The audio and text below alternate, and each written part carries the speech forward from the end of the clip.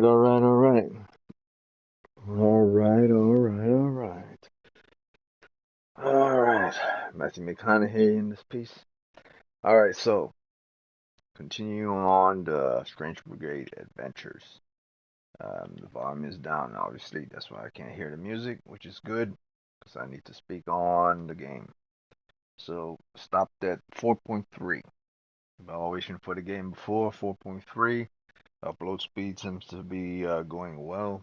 Who knows how long that lasts, but if it goes out, I'm not worried about it. I'll just continue on thereafter. Spoke about everything with regards to the game from all aspects of the game. Now, this is at the point for which actually, since it's gone past 4, this is the point in the game for which I would then say maybe. No, there's no maybe. No, this is the point where I started evaluating the game from devils in the details. I mean, I was doing that before, but more devils in the details because I already see how the overall game looks, see how the overall game plays, see how the overall enjoyment of the game from an introduction to the game.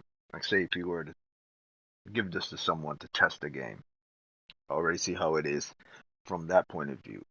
Now, if I was to dive deeper into the game, such as upgrades of the weapons, characters, and other aspects of the game, as well as the kind of raid portion of the game, and deeper into horde mode, and how things are rewarded in the game, upgrades and special powers and puzzles. Are the puzzles really great, or are they all simple? Do they escalate? All these are more towards the actually fun factor of the game as well as the difficult factor of the game. I believe this game is obviously going to be a difficult factor of the game. And I will give the game, now that I think about it, after I logged off yesterday, I'm logging back on. I thought about it, and the difficult factor of this game does ramp up a lot. I was in a match with someone who was probably a higher rank than me, so the enemies were probably hitting harder. And those charging minotaurs, they one shot you. If they hit you, they one shot you. We were desperately trying to figure out a way to beat them, and I completely forgot the R2 mechanics when an enemy rests after they do a charge if they run into a wall or something.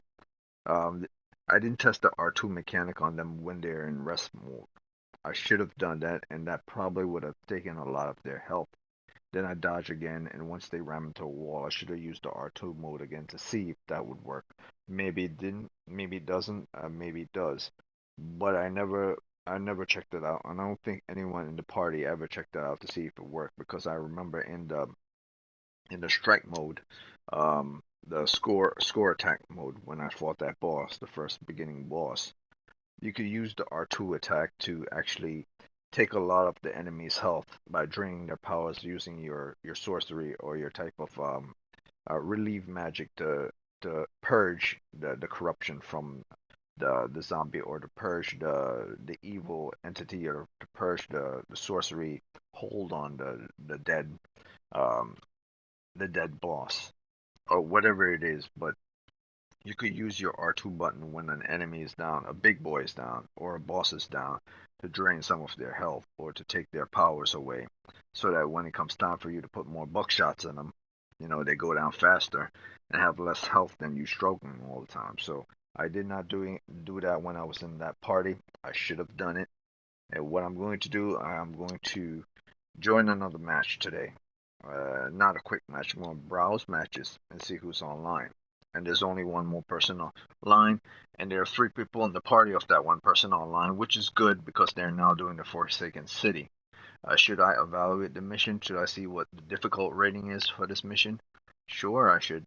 But it says difficult rating is 3. Now, based on my character, let's go back to my character. Um, campaign for my character, I'm at a difficult rating of 2 now. So it's not going to be advisable for me to actually join that match because I'll probably get destroyed. But since they're the only people that are on right now doing a difficult rating of 3 with 3 people in the party, it should not be that much of a problem. I could refresh to see if there's anyone else on at the moment, but there isn't. I could do filters to see if I could find missions uh, for Strike and apply to see if there's anything in Strike. let's try it. Let's try that out. No one's doing strike right now. No one's doing strike right now. Horde, I'm not interested in doing Horde, but I am still interested in doing campaign, and they're doing campaign. So the host network is pretty decent. It's almost at full bars, so I'm not worrying about being kicked from the host unless the host decide to kick me. Um, so that's the only thing. Some people can be douches, some people are not. On this mission, we'll see how it goes. I'm going to increase my volume before I join these guys. I'm going to see what the difficult factor of Forsaken City is. I may not have unlocked it yet, but we'll see what the difficult factor of Forsaken City is. Should I do it? Should I not do it? Should I continue on my campaign? Maybe I should. Maybe I should solo my campaign by myself at the beginning. And as I get to difficult rating of 3, actually that's what I'm going to do. So that way I could continue to talk and speak on different things in the game because I'm evaluating the game and not interrupt the other people that are in the game who are going to probably, if they have mic, hear my voice. So I'm going to create my own game, start my own game, my own campaign. See where I am right now. I am in the hidden valley of the Forsaken City. Where's level 2? I haven't hit the level 3 yet. This is level 2. These aren't unlocked, so these are probably level 3 levels, the one that aren't unlocked, which means I am weak at the moment and I shouldn't attempt. So, a good way for the game to tell you that you're weak is it's not like, yes, you could jump into a game where there are more skulls to show that things are harder as you go. Each of these skulls are represent a significant amount of difficulty that you will have to face with your enemy. And if your weapons aren't strong, if you don't have enough arcane or special modification on them, it'll take a while for you to kill your enemy. So what I'm going to do, since I originally started with her, I could continue with her, but I think what I'm going to do is I'm going to continue on with him. Since he's the only one that has a modification on his weapon at the moment. It's the only mod that we're able to find using this character. But it really doesn't matter what character you choose, because in this game, as it's stated in this game, you can uh, you can switch your weapons regardless of the person. But it also depends on the type of attack you want to do. He does a direct forward attack that kills a lot of enemies using his special ability forward. She does a downward power slam to knock anybody and put them in stun mode. She does an uppercut attack to knock anyone that's super hard all the way up into the air. Not the most ideal. And she doesn't have the best weapon. He does a forward punch attack, which pretty much knocks everyone forward. So he's probably the best choice that you want to use for your characters. But I'm going to continue on using her for a downward power slam ability because once you surround them by people, maybe that's the best thing to do rather than forward attack and someone sneak up behind you and kill you. Um, but I'm going to switch off with weapons and put the mod. Um, is this the one that was upgraded? No, that doesn't have it on. Was this the one that was upgraded? There was one I put upgrade on my weapon. That's weird. That last mission I did, I had an upgrade on the weapon. I received the upgrade and I placed it on the weapon, on this weapon specifically. I remember placing it on the weapon, or maybe the thing is once you use a modification for a weapon. See, it's there, it's there, it's on the weapon. I knew it was on the weapon. It shows that it's on the weapon. There's one that's on the weapon. I don't know why it's saying 0 down here. I have no idea what that's about, but if I go to the other weapons, it will show there's an empty slot. There's nothing at the top.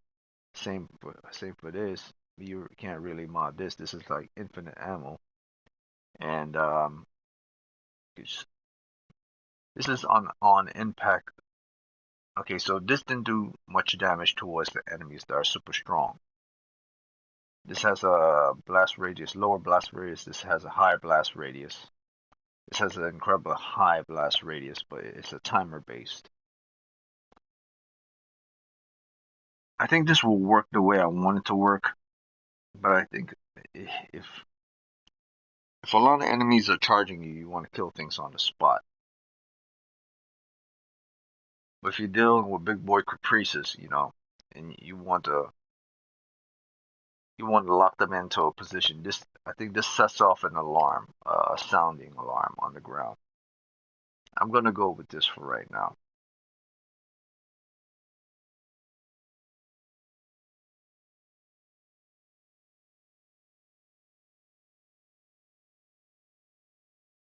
Or maybe no.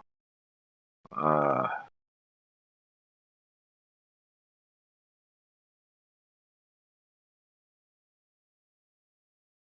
the, t- the timer for which this recharges every 45 seconds. Once you throw um it on impact, it destroys the enemy. And I believe the same here. This one is more like it sticks to the ground and then explodes thereafter. But this is a timer of 30 seconds before I could use it again. See, originally I thought it was the timer for which it explodes, but it's not the time for which it explodes. It's the time for which you could use it again. So this is 30 seconds, this is 45 seconds. And that might not be ideal when you're surrounded by like a lot of people. You might want to have your grenade throw as fast as possible. And based on the explosion radius and the time of the explosion, this won't be ideal for long runs purposes. So maybe I should just stick to the standard grenade because originally the I throw this, you have 30 seconds before it explodes. That was incorrect. I throw this and then explodes. It has 30 seconds before it recharges. Same as I throw this, I get 35 seconds before I get another recharge for a grenade, and I throw this. This lands and sticks on the ground. It has a timer for when it explodes, but I get a full 45 seconds before I can use it again. So this is not that great. This is not that great. This is not that great. But they all have their specific purposes. Like when you get to these specialized ones, like these ones at the top, these are the ones you really want. But these are for dealing with specific type of big boys. Um, Enemies are weak against electricity, weak against ice, so on and so forth. Um, at the moment, the most logical one would be this one. It goes by the same 30 seconds. This might have more of explosion radius, but maybe I don't need range. Maybe I just need to throw it specifically at a group of people and then KO all of them all at once rather than worry about radius and range. Alright, so I'll stick with the beginner one for the moment since I'm still pretty much new in. And I'm going to stick with the weapon that I have right here, which is also all your pistols are infinite. If you notice right next to them, they're all infinite. So what you want to do is when you unlock a pistol, when you equip the pistol, regardless of what pistol it is, you want to pick the pistol that does the most amount of damage and firing rate, I guess, with at least a decent amount of accuracy. Has a decent amount of magazine, but it's mostly about damage and firing rate. How fast you could shoot, how much damage you could do to the enemy before they die, and reload speed, I guess. So main thing I'm looking for right now is damage amount that has the most decent damage all around. So this not so much. The one I have equipped in not so much. This is pretty good. I'm not too worried about firing rate. This I have this. It's pretty good. I might equip actually I'm going to equip this. Decent amount of firing rate, decent amount of accuracy, decent amount of loading time, a little bit more damage. This not so much, but it has more. See, it has more damage power. Not so worried about firing rate to be honest, or accuracy at the moment. I want more damage at the beginning, guys. more concerned about firing rate when it comes to and damage when it comes to the bigger boys. So this is actually better too. Um, Plus, this reload time is more awesome. Um, Not so much. So far, this seems to be the best choice. Um, Out of all of them, it has the most damage. It has the most decent amount of accuracy. Actually, this has better accuracy, but just that little pinch of damage is the difference between life and death. Um, so I'll test it out right now, just as a quick test. Have those on. Actually, let me go back. Damn it. Let me go back. Campaign. No. Inventory. Weapon of choice. Okay, right now I have one. Right now this is equipped, and the upgrade for this is this. I have one upgrade gem in the slot that increases power, and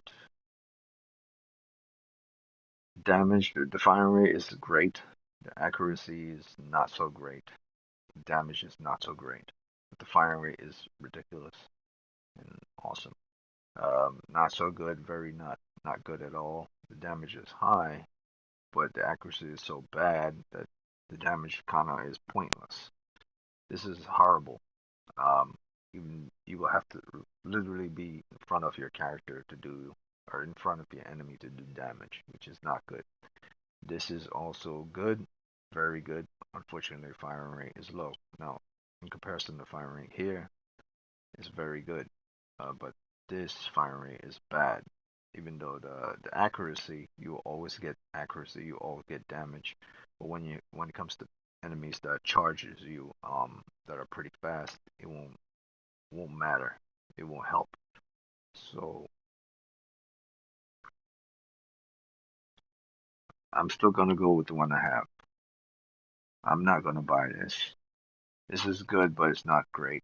It has great firing rate, probably more damage. Yeah, about equal the same damage as the one I have on, but I have a modification on it. Um, these are all locked,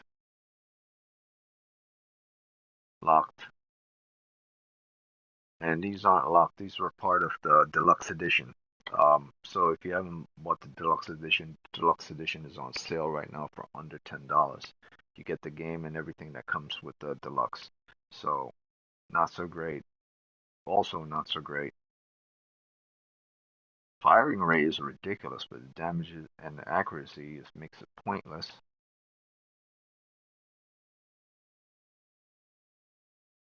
Accuracy is great. Firing rate is okay. The damage is great, so you always get damage hits based on the accuracy. You always get hits based on damage and accuracy. You don't need that much firing rate, but once again, if you're dealing with charging enemies, you don't want to use this. Um, but I would go with this above everything else, even though I don't have. All I gotta do is unequip the power modification I have on,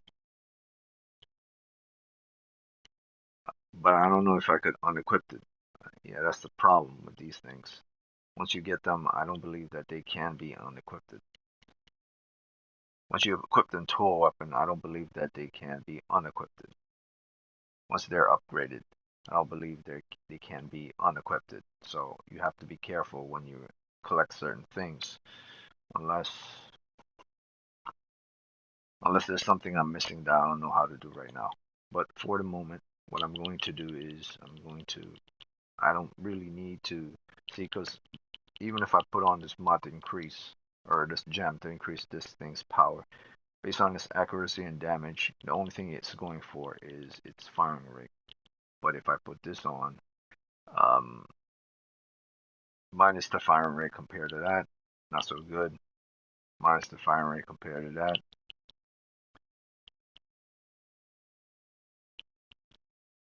More accuracy, more damage. This seems to be the best choice.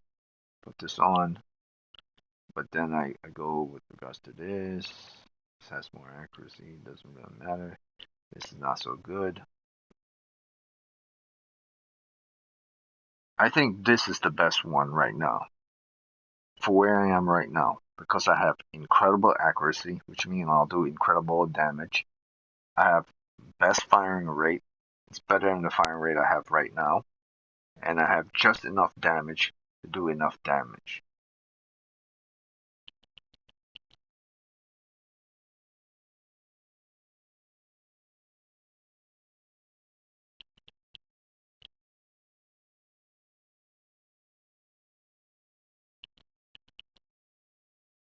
Because based on the amount of times I can fire before they die. So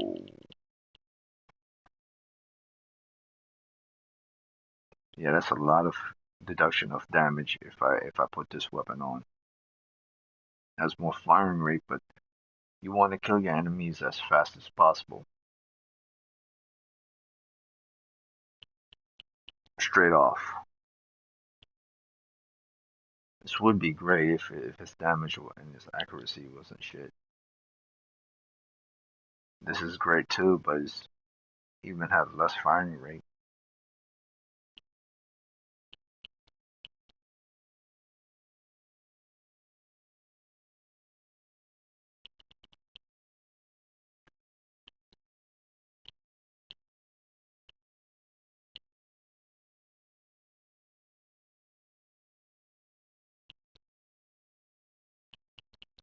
Reload is 1.9. 2, not good. 1.6, 2, 1.9, 1.5. Yeah, so based on what I have right here, this one,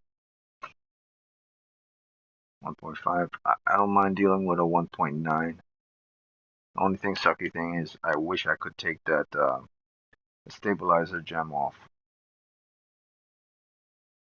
and then put on this, but stabilizer gem is probably for accuracy, and this has accuracy already.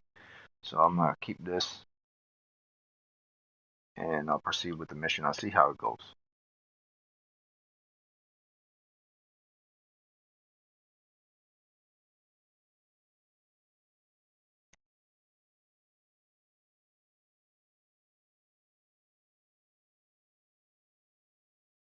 Then I'll increase my volume and decrease my mic.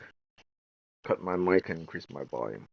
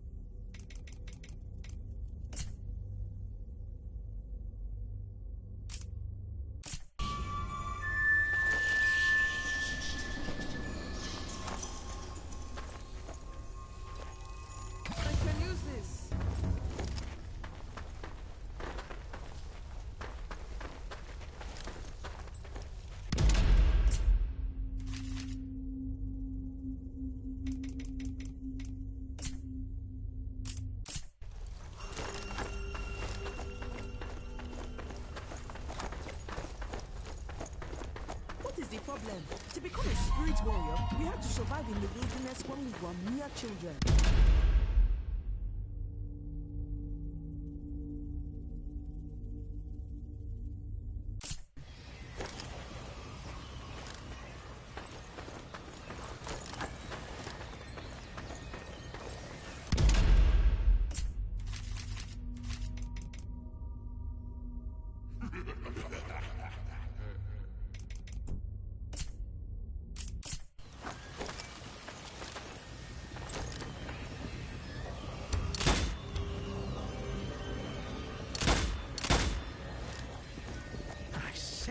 Clap your eyes on this confounded conundrum.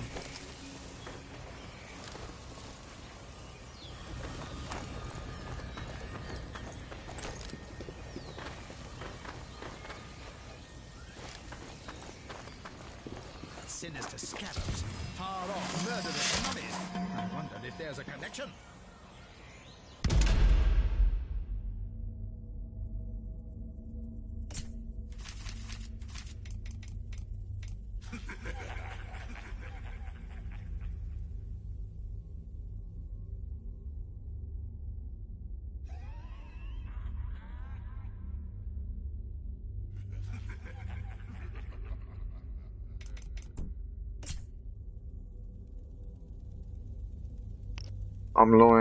I'm lowering the dialogue.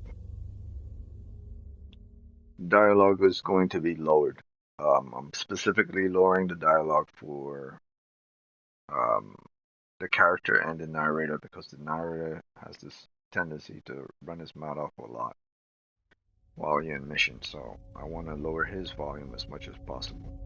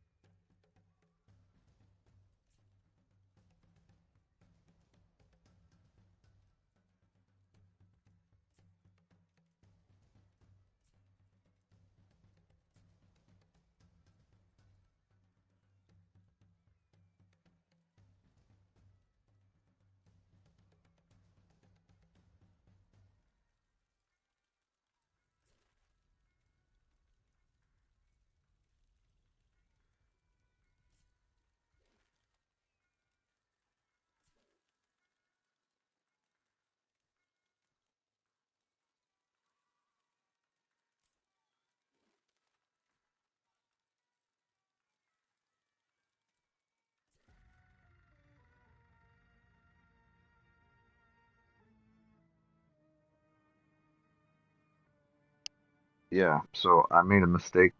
Um, I didn't put it on campaign mode for group, and I realized you can go back to your original position from whence at the beginning of the game if you choose. That's another thing I like about this game. You can choose to go all the way back to your first mission if you want to, or continue on to your next mission location. So I was curious why I was doing that mission location, and I already did it before. But the fact is I already did that location, but I never checked the box off to say I'm going to continue on to my last checkpoint. So now I checked it. Now I can proceed forward, and I like that mechanic that you could play and level all over again if you choose to, or proceed on forward in the campaign. And that goes the same for I guess not 100% sure, but strike attacks or score attacks might be the same. But I really like it right now. I really like how it's set up. Yes, the one thing about the game that seems old-fashioned is that the hair models for certain characters, the strand design on the hair, the strand design on the clothes, the follicles on the clothes aren't that up to par, based on modern modern technology of rendering. But it's not that big a deal. Seeing the time in which it came out, seeing the time for which is the engine that it was using, seeing the time for which the the type of games that were during that period. For I'm pretty sure this was more than 10 years ago. And more than 10 years ago, if you were in a AAA game budget or have the highest engine under the AAA engine, um, or whatever type of engine you were using on the AAA budget, you could get away with putting devils and details at an extreme value. But that will require you to have more power, more machines to run it on, and more people to do those designs, which means you have to pay more people. Pay more people, and that's probably something that they never did, which doesn't take from the factor of the design of the game. It is just take from the factor of how much things that they can include in detail. And from my point of view, is like if you want nice little strands of hair and realism within characters, and then compare it to people who have lower budget, then you're not looking at the point of view from the people who made the game. You have to look at the point of view from the budget perspective from the people who made the game. It's both parties, both AAA and AA, were giving the same budget and have the same amount of team to create the details. Then you could say these people weren't doing their job. But if they had less amount of budget and less amount of people and less amount of time, or even if they had more time, it won't matter. Less amount of budget, you could buy less of anything and still have it to work just as good as something great. But you won't be able to spend too much time on it, or at least have the software to do the type of rendering and editing and scaling and shattering that you need to give it that crisp detail before you publish it. So that's something that they were trying to do in this game. Didn't exactly get off 100%, but from the image of the character and how the character looks and everything, the set in character, the character's hair, um, it doesn't show that much when it comes to her hair because she has a specific type of hair that most African Americans or Africans have anyway. So you can't see the strands because she doesn't have strand hair. So the details with regards to her hair isn't the main focus. Is her skin. Is it set correctly? Is it designed correctly? And you can't see that much because she has makeup on as well. Um, but it's okay. Based on what I said before, with regards to the design of the game, it's okay. And it's well worth it. Well worth the value of its design. Well worth the value of its creation. And the drawings that were used for the concept creation also look great as well. So I'm not worried on that part. This doesn't have to look AAA, it just has to function almost as good as a AAA, and it does get that across. So I'm gonna continue this mission and see where it goes from here.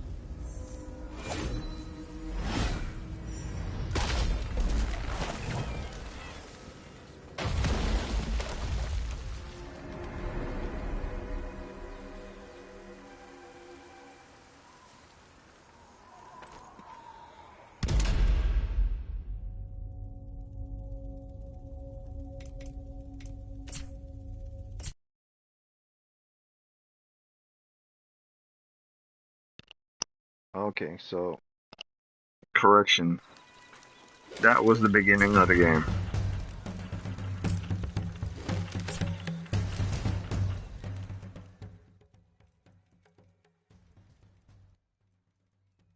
Yeah, that was the beginning of the game. I didn't notice that before, but that was the actual beginning of the game. It's hard to tell. You can't really tell from where you are. I guess this is the proceeding forward. Okay, so this is the beginning of the game. This is where I left off in the second version where the game saved and returned me to because it was checked off right here.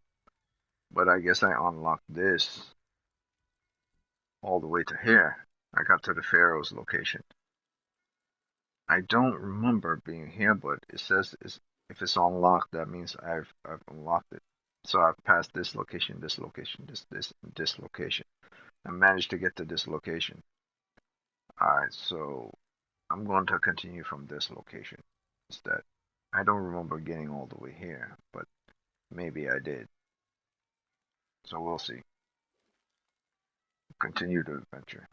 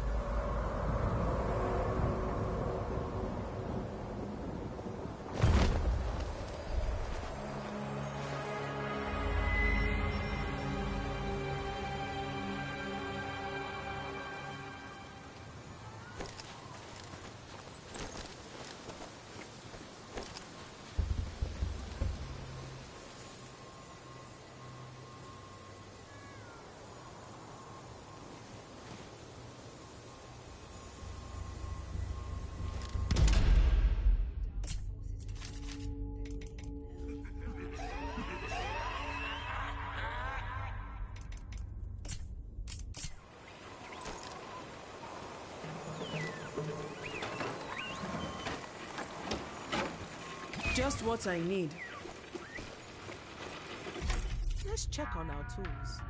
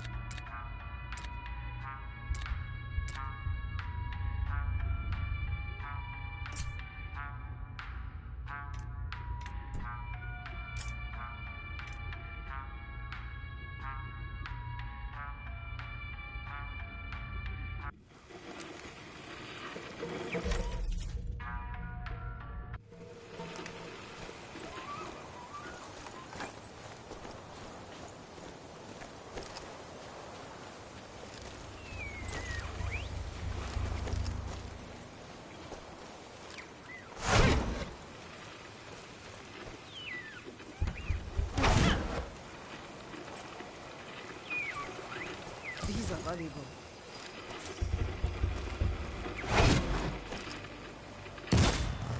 Well, why wouldn't you? Not like it was anything important.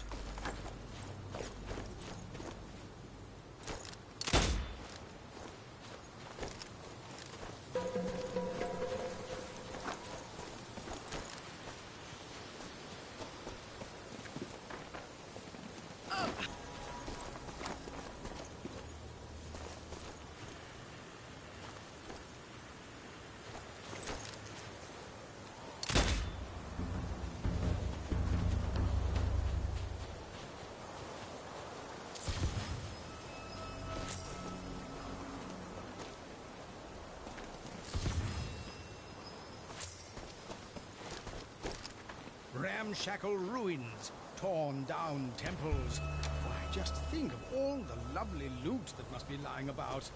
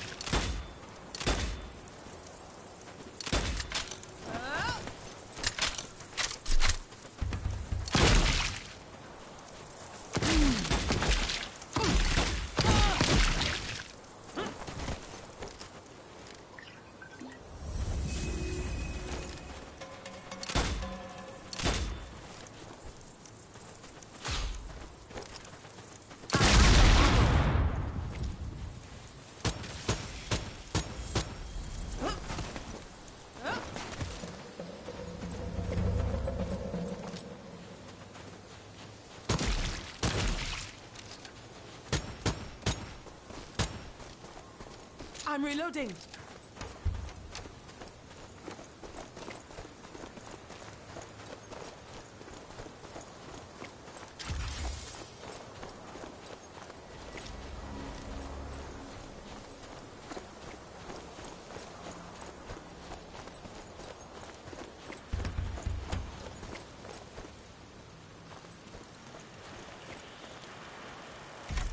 This should help.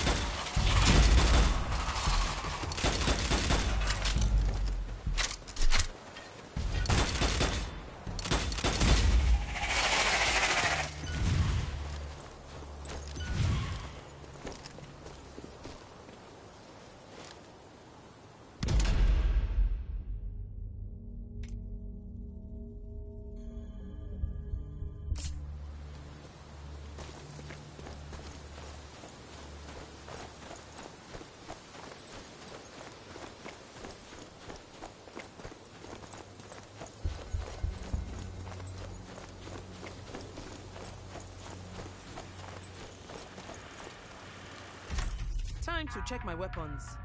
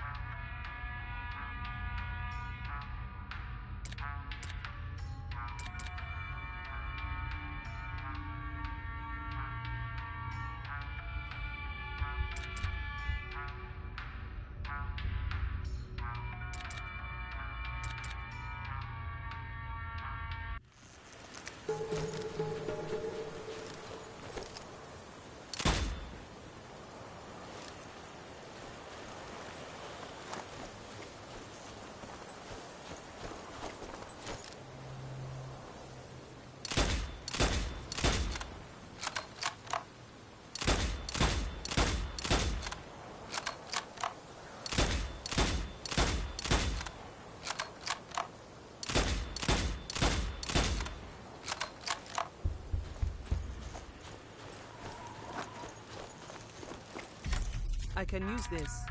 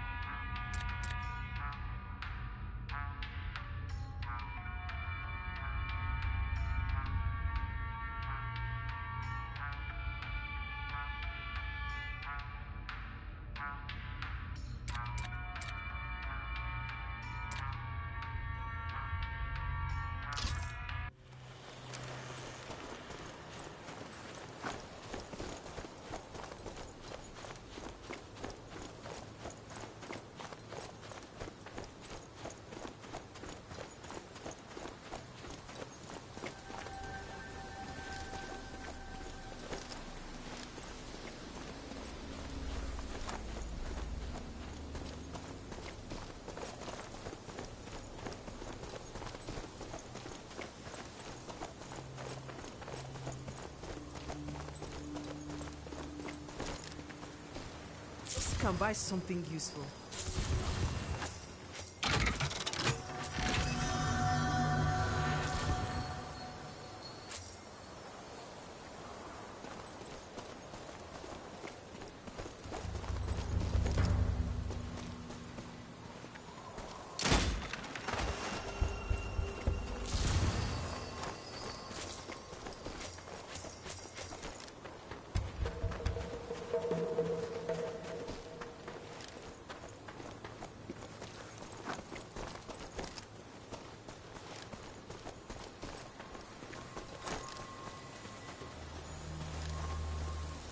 Magical healing elixir.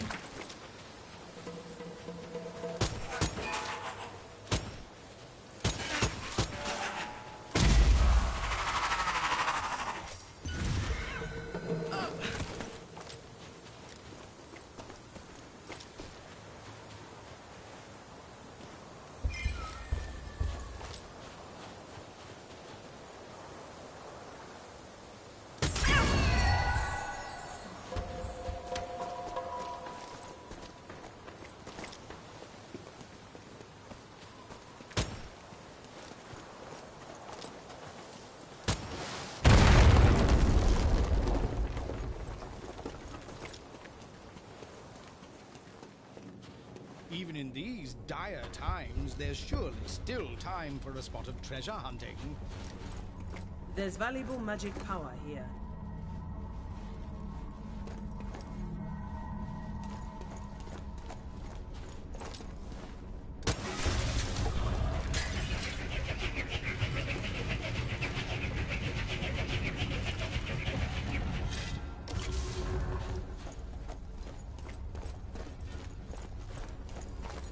Ammunition!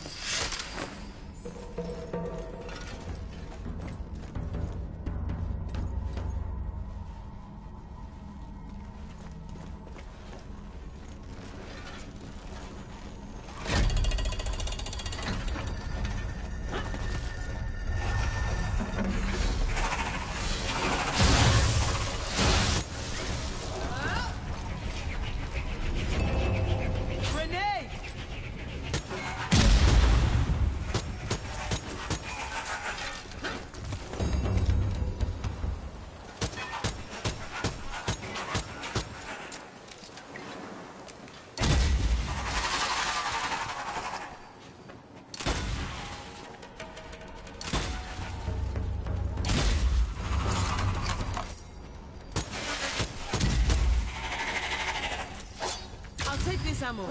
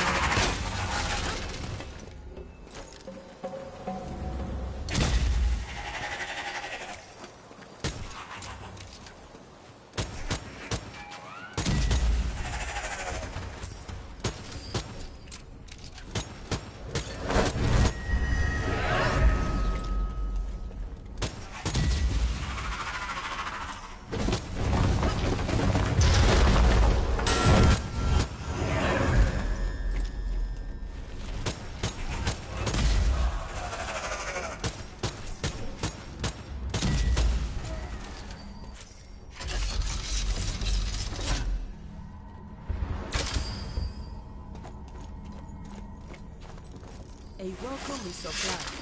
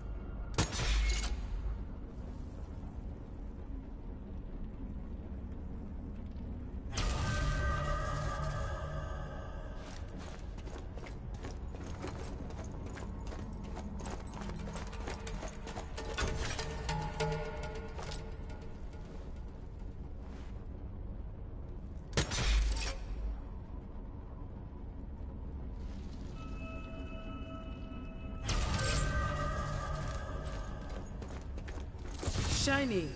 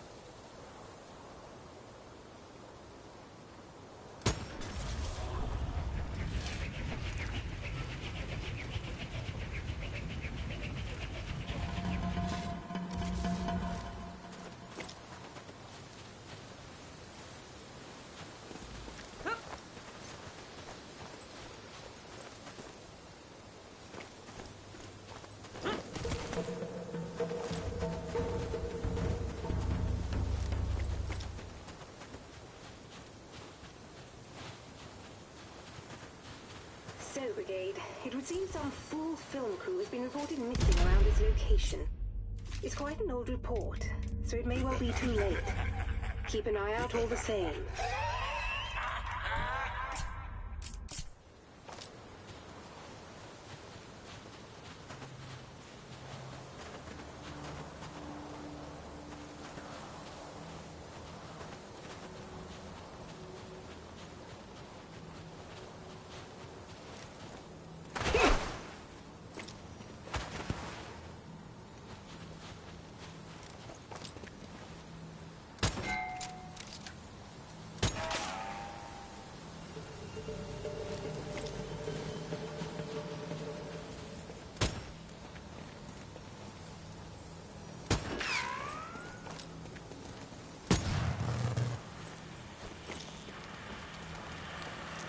Ammunition.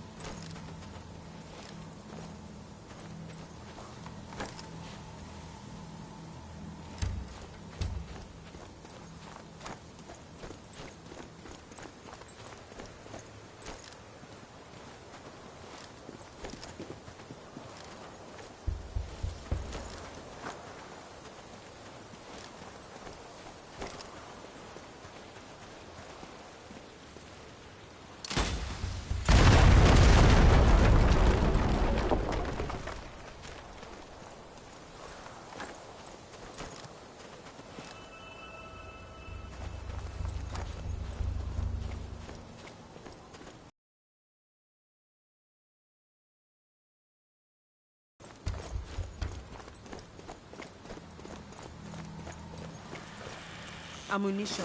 How useful?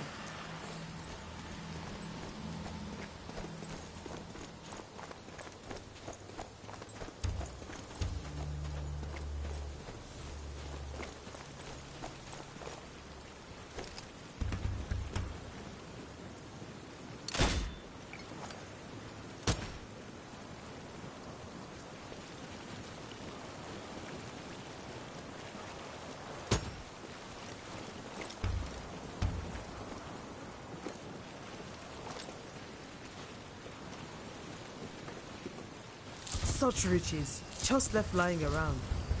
This is not a task for me.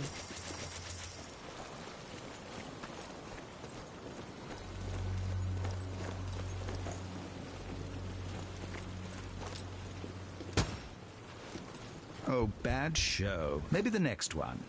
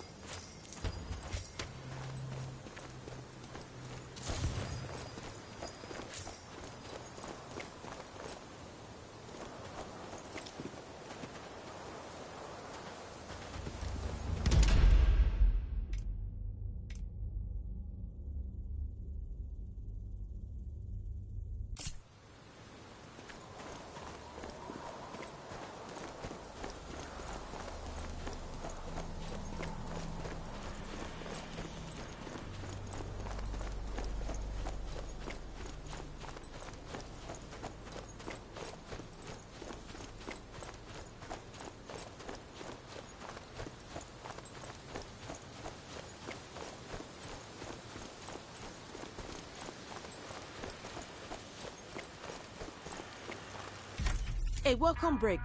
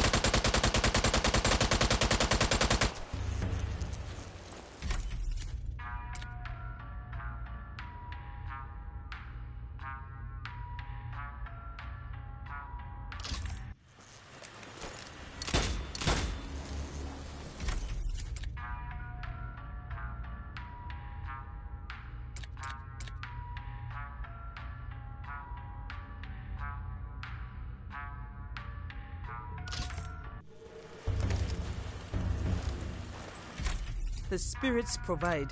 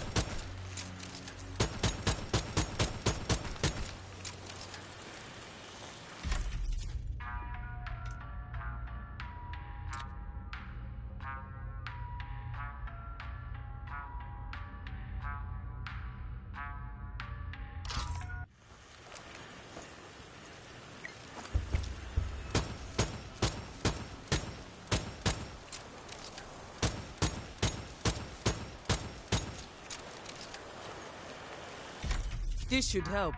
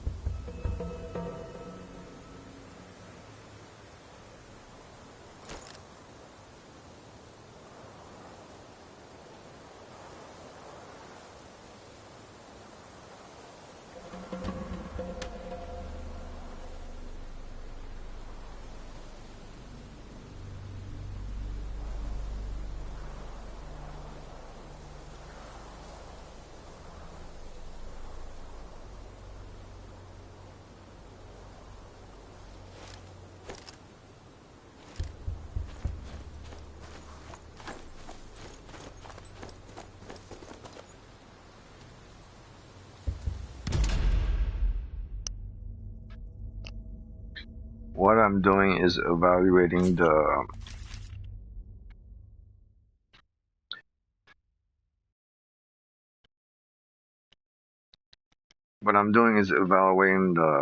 the reload time, the firing rate, the amount of damage it put out, the recoil, everything at once. When enemies come near you, you see my health is uh, less than half. Now this happens because there's tons of enemies coming at you, and accuracy based on your weapon firing. You want to fire a lot of ammo all at once to kill an enemy real quick, but you also want to do enough damage based on your weapon that you're using, as well as firing rate. So this has more firing, this has more accuracy to get kills, it has more ammunition, but its reload speed is long. So by the time enemies get near you, they can get off at least 1 or 2 hits before you die. Not so great. That's a full 8 or 9 seconds than the one I have on right now. And there's anything above 5 seconds can be critical towards your health. and your survival capabilities. Yes, you get more firing rate with this, and you get more accuracy towards hits before they die, and you have more ammunition. But this fires off 10 ammo and all at once. But its damage, you're just basically wasting bullets. Even though you have lots of bullets and you have lots of damage, you're just wasting a lot of bullets to kill an enemy. Even though you're getting accurate shots, enemy has huge armor on. It doesn't matter how accurate it is, the damage won't work. So what you need a significant amount of damage, a significant amount of accuracy, and a significant amount of firing rate. And if you don't have that, you should have a decent amount of reload capabilities. Um, this has incredible firing rate, but its accuracy and damage are shit, so it's pretty much useless. Um, this is You'll probably use this when you're standing right in front of enemies. This is also good and has huge accuracy and has lots of damage, but its firing rate is bad and it has less damage than this weapon. So that's not so good. And this has a huge amount of damage, but once again, its accuracy is shit. It could be damaging an enemy huge, but majority of your pellets won't hit the target.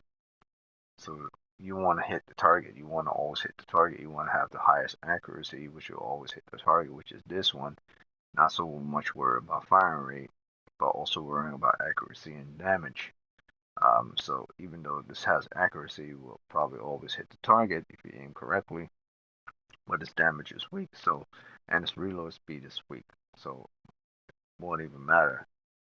You need damage and you need accuracy for something to work properly.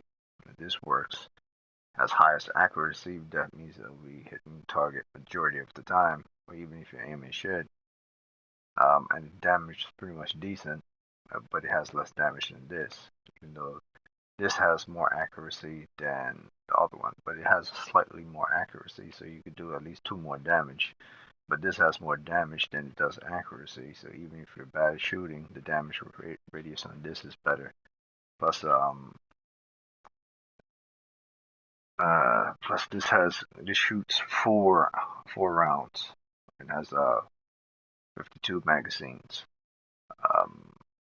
It caps off 4 rounds and has 52 magazines before it runs out. That's not so good. Those last extra rounds might be the difference between survival and death. Now this has less magazines, that means 1 less magazine than this one. But if you're in a critical situation, this might work out the best. More than anything, because those last 10 rounds might be the difference between survival and death, but you also have to factor in how much damage you probably put in using the extra 2 rounds before the enemy dies. So maybe you might be able to do enough damage before you're fully out of ammunition before an enemy dies, or maybe that might not be the case. You might need a full extra magazines just to cap off just enough damage on the enemy. But once again, if the damage isn't there, it might not be worth it. Plus the reload capabilities are about around the same. So it really depends on what you want straight off the bat to make sure you take less damage. You need more damage and higher accuracy more than anything, as well as firing rate. Now, if your firing rate and accuracy are beyond anything else, I would go for that. Even if your damage might not be so bad, because if you have an incredible amount of magazine capabilities, that'll work. But so far, so good. The best ones to use are semi-auto weapons, which is this, and which is this. And if you're very good at shooting, you don't have to worry about capping off a full 10 rounds. You can save those full 10 rounds. The last one, this one might be what you're going for, but once again, this does a little bit of damage, so it won't even matter if the accuracy and firing is good, because it does less damage than this and less damage than this. So I would either go with this one, or I would go with this one. It makes more sense to have just 1 extra magazine, because that might be the case, but it also makes more sense to get just that little bit more damage to get that killing blow. And this does a decent amount of damage. You could get off probably five additional more rounds, 4 or 5 additional more rounds before the enemy goes out. So you might not even need that extra 10 rounds. So I believe what I have on right now is probably the best one. Plus the reload speed about the same, and I mean, and this does more accuracy, but its firing rate is just a little. And once again, I'm not worried about firing rate, but the damage is the problem. Even though it has better accuracy for you to get direct hits and not missing. The problem is that the damage.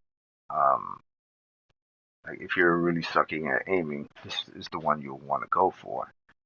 But if you're confident in your aiming, uh, this is the one you would go for. So right now, I would say I'm not so confident with my aiming, but I believe. See, the problem with this caps off 4 rounds and then it reloads at 1.9. I might need those last 2 rounds before I reload. But we'll see. Let's see how far I will go with this. This might be the preferred choice for me above everything else, but we'll see. The same goes for your pistol as well. I chose this because it doesn't do a lot of damage, but it has the best firing rate, the best accuracy than all the other weapons. It has the best accuracy. I need direct hits. I need, if it doesn't have enough damage, more damage. I need a lot more damage. This is the only one that has more damage, but its accuracy is way off than its damage, so the damage would be pointless. So this is the best choice. And same here. This has the best blast radius. It could kill a lot of enemies real quick. And comparison to others, the dynamite is the one that would be the preferred choice for the best blast radius more than anything. But the problem with the dynamite, it takes a full 45 seconds to charge, and it doesn't go off right away. It has a delay timer on this explosion timer for the grenade to go off. So it takes longer for it to explode as well as longer for it to recharge. So you could probably get off a couple more damage on this. I mean, it really, really, really depends on what you're going for. I guess I will go with the dynamite if I'm dealing with big boys or I'm in a crowd area and I'm about to die. But the enemies are coming at you really fast, really quick. I don't know. The only thing I can say is you have to actually know how to use the grenade before you use the grenade. Because even when I threw this, it didn't get every enemy in sight. And maybe I'll try it. I'll try it again. It's not the best one I'll go for. This is the one I would go for.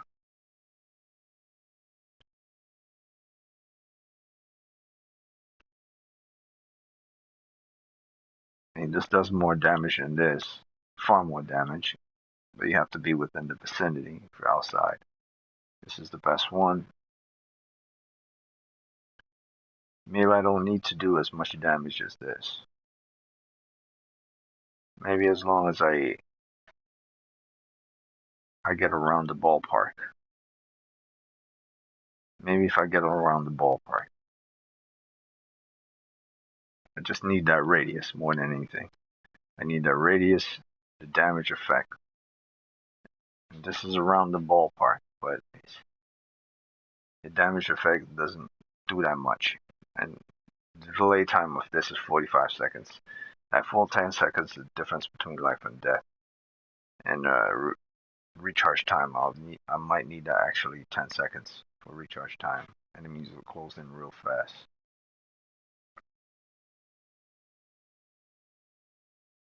And then again, if I throw the grenade right at my feet, the time they reach me, they'll go off. But then again, it could completely miss. also based on how you use it. So I'm going to try the dynamite again. Believe it's less useful than the other one, but maybe it'll be effective in the long run.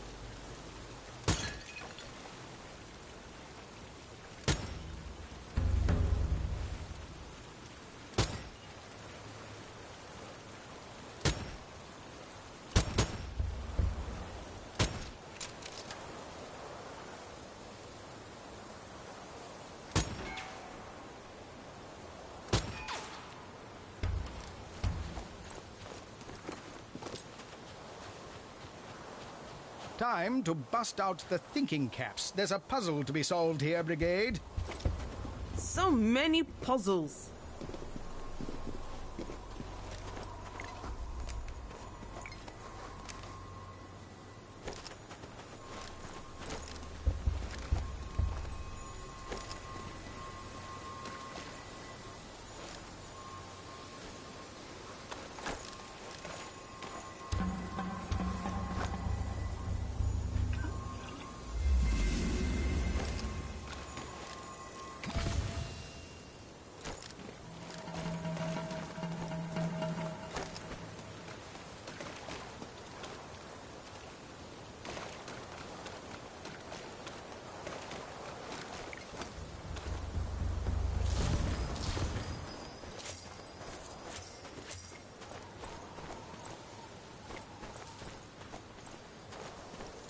I'll take this ammo.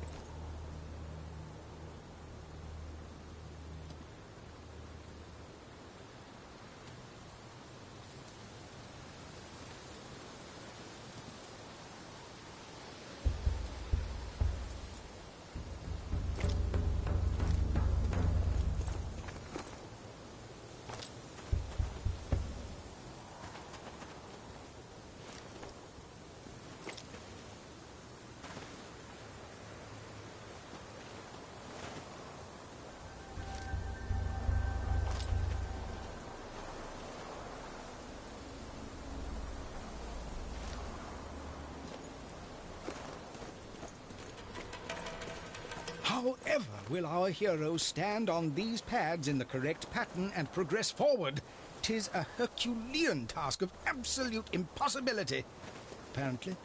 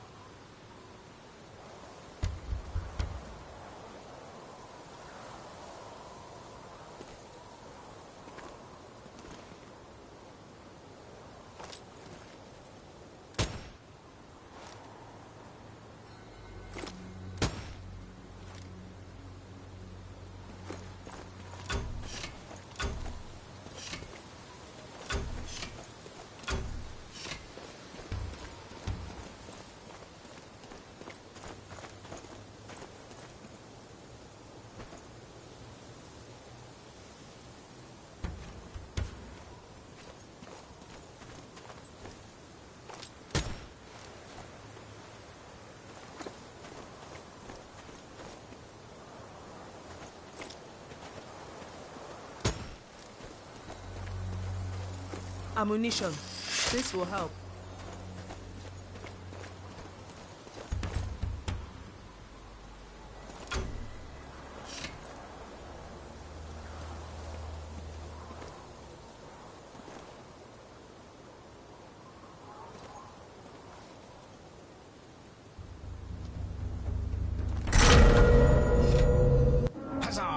No pressure pad predicament can impede our hero's progress. Onwards!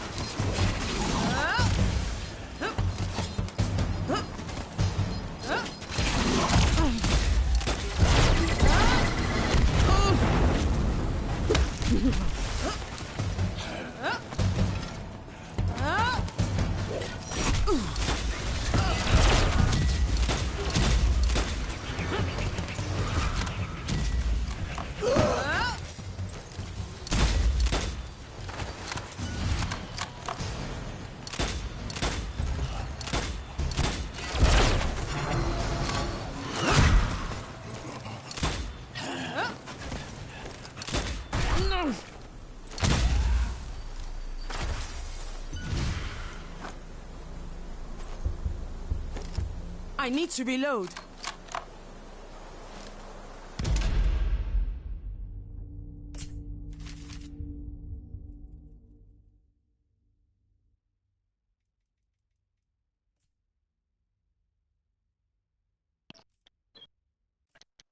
Now you see, that's what I mean about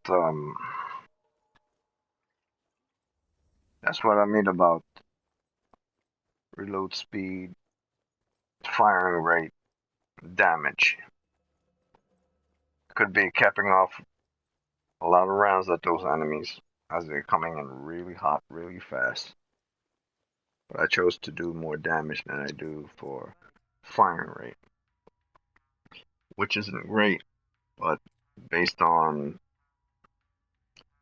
the fact of how fast they're charging you, you will need firing rate and accuracy. It doesn't take a lot for them to be killed, but at the same time, if you take too long, they'll die. I mean, if you take too long, you'll die. But you also need damage.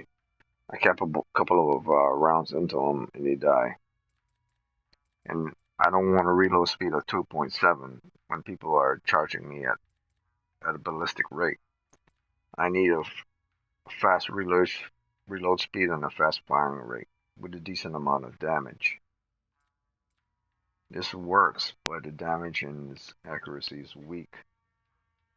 This works, but also its firing rate is weak, even though its accuracy might be great. This would kill them all in one shot if its damage and accuracy wasn't so weak. What I have on right now, and that's this and the other one will work out pretty much fine. About the same. I mean, with firing rate, this is like the best firing rate. This damage is so shitty, it wouldn't even matter. Um, I really need an adequate amount of firing rate and an adequate amount of accuracy and reloads. Actually, more firing rate and reload speed and damage than accuracy. So I believe what I have on is good. In comparison to the one I just had on before, gives me more accuracy, but its fire rate is not enough. I guarantee I would have had a little bit more health if I had this one on. But I'm not going for a little bit more health. I'm going for a lot of health. I need to keep a lot of my health.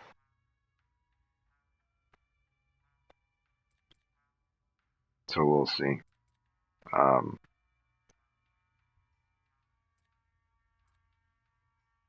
Fire rate is great.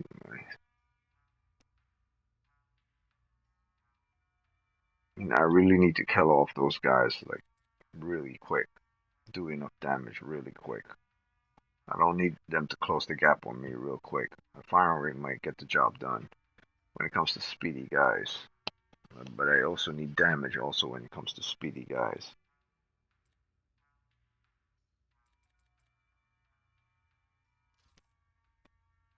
Let's see how this works out. Because my health was almost in the red. So if my health goes below red, then I'm start panting a lot. Then I'm in critical, then that means this weapon isn't that good.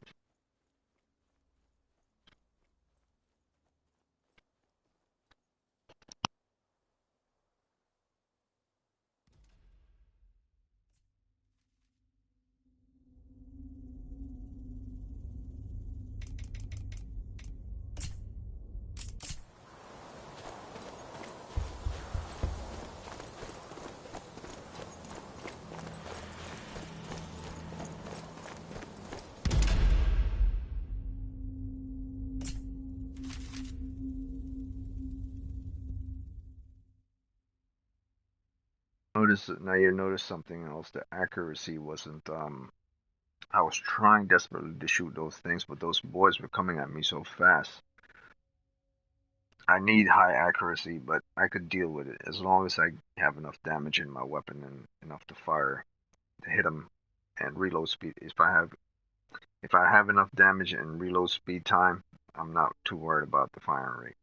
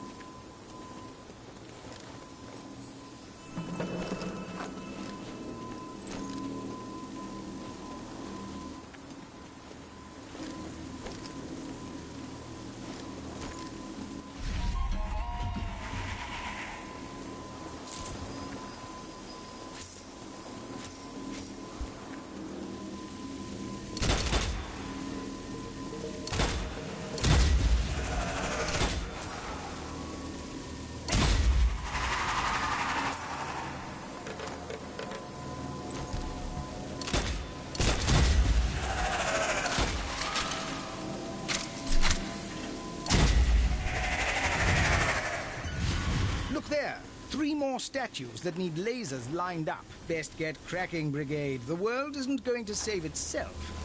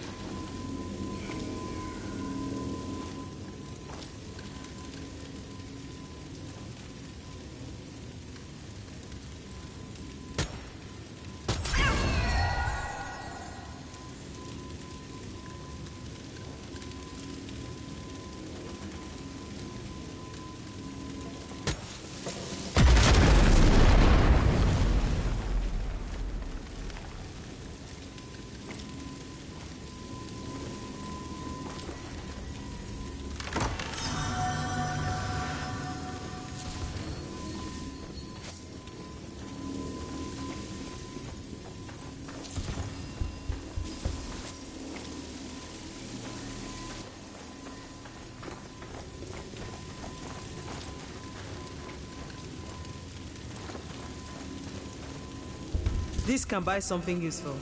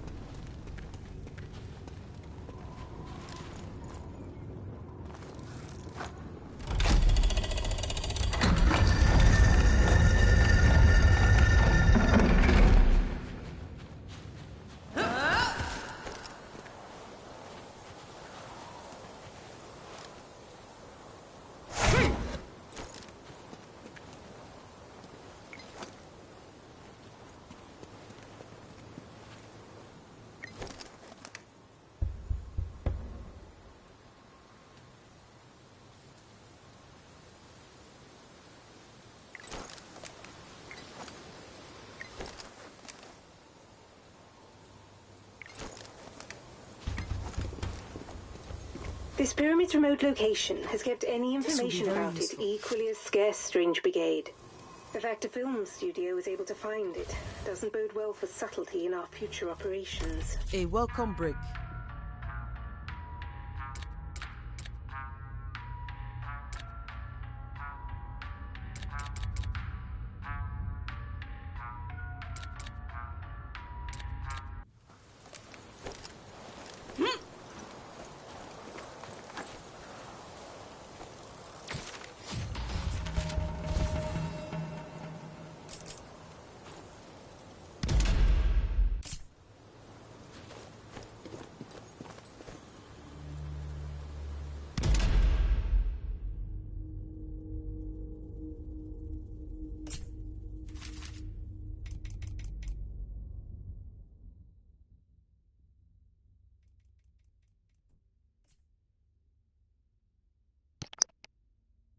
Alright, so I got to the point that I realized about a good 30 minutes in, 40 minutes in, it's mostly about trying to find the right weapon combination for me to kill things fast.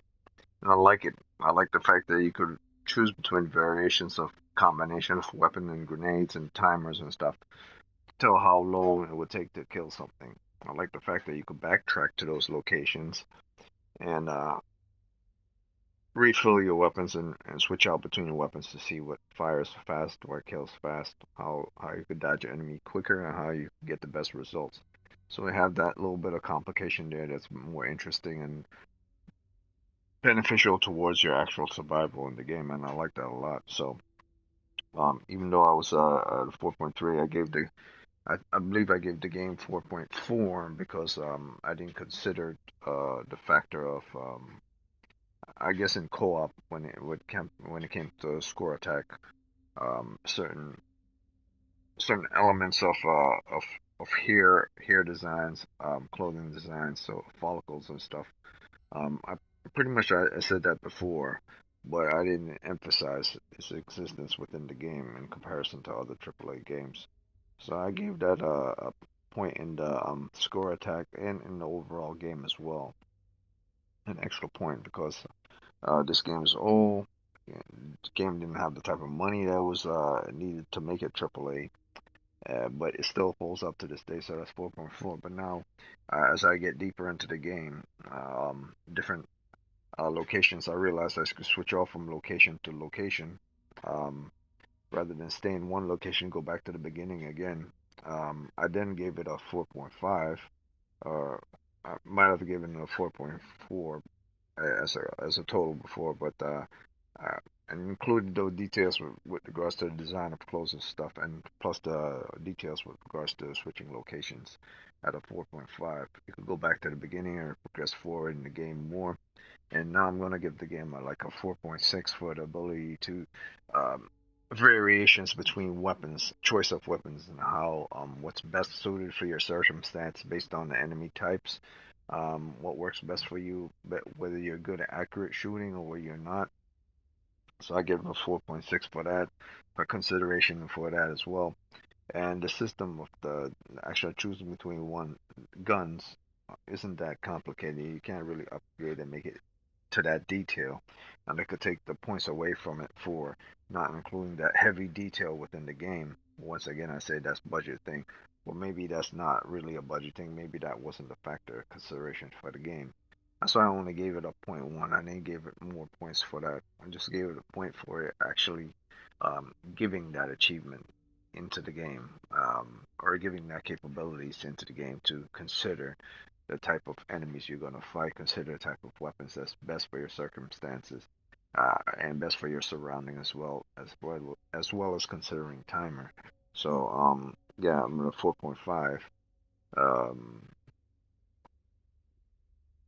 I believe I might rack it up to a 4.6 for the simple fact that the puzzles are now starting to get harder and harder and require more time for thinking. So as I said, I knew the puzzles were going to get hard, but not too hard or not too complicated. But I knew that they would escalate to a certain point. So I knew that that would become a more enjoyment factor, a thought-provoking factor within the overall game. So that's something that's good. So I give it. I won't give it an extra points for something I already gave it before for puzzles and details of the puzzles that are going to get complicated. But I will give it 4.6 for the how the puzzles are being made. It's not just the complication of the puzzle itself and how to solve the same type of design puzzles, but how the puzzles become complicated and more interesting and set and thought provoking. So it's not just giving an extra 1 point towards it, but giving how the puzzles are designed in order to access certain things. It's not just about the puzzle itself, but the method of how to solve the puzzles is something, not just solving the puzzles, and it's a different way to do the same puzzles, but the method of how different puzzles are set is more thought provoking and it's more educational from that point of view. I guess that's what I'm trying to say. It's more educational. It's not just about doing a puzzle and solving a puzzles, but the way that it's designed within the game to give you more context, to give you more intrigue, and to make you invest more in the game rather than just to run and gun or and have basic standard puzzles. So it is getting a little complicated. And I like how it varies from here and there. So it's not just about complication of puzzles and more puzzles, but it's variation of the puzzles. So I'm giving an extra point for that. So that's 4.6 now with the game.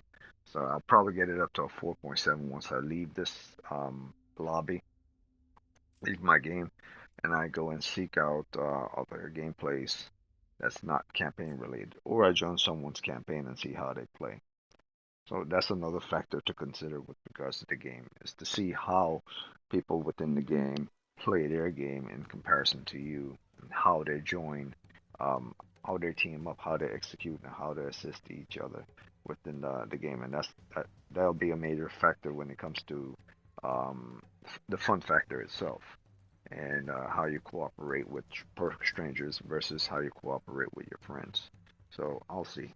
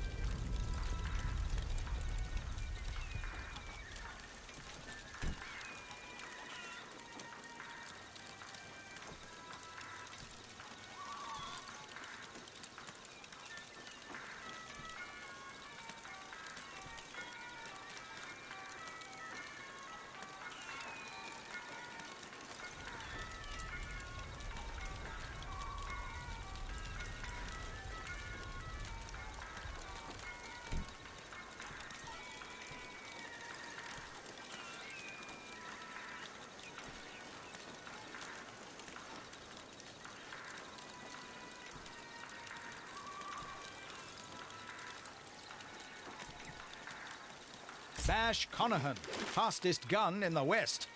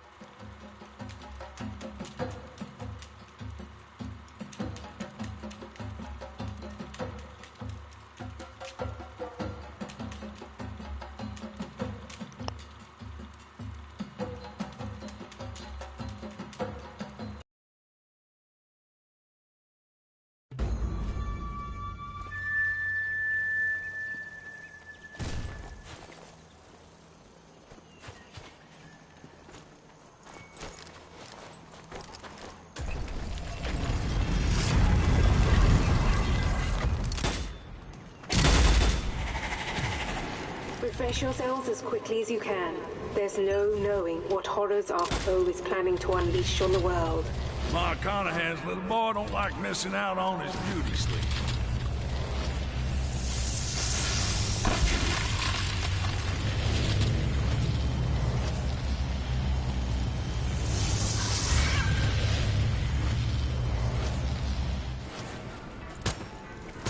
Ammo, oh yeah.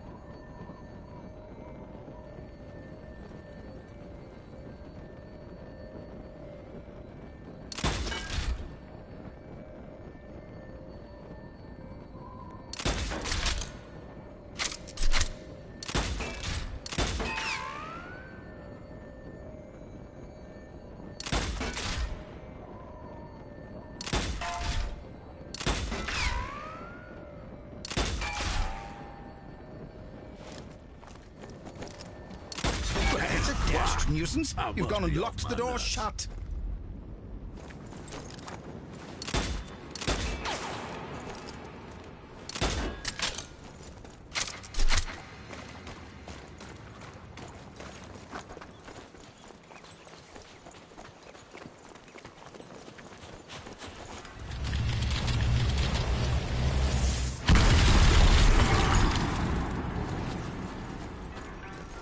Give me that ammo.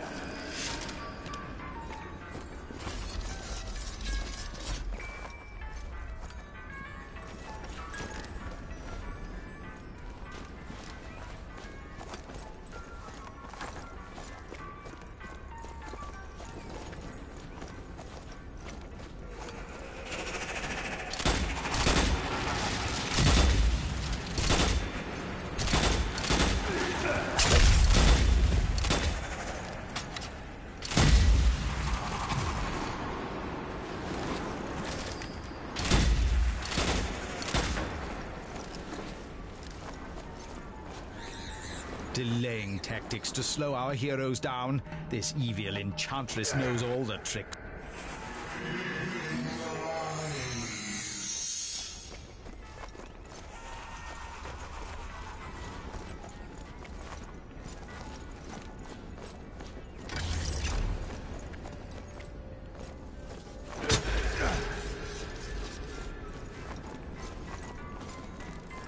I'll take that. This won't take long.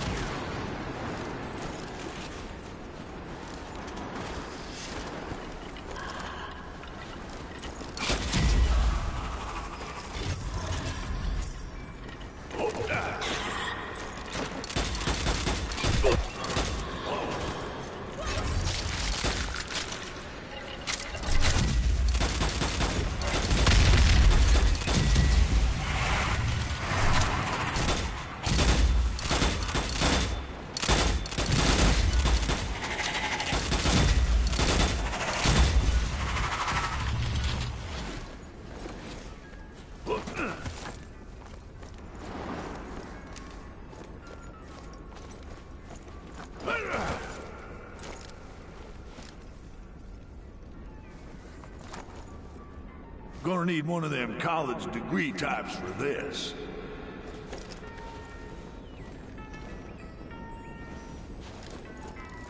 Ammunition.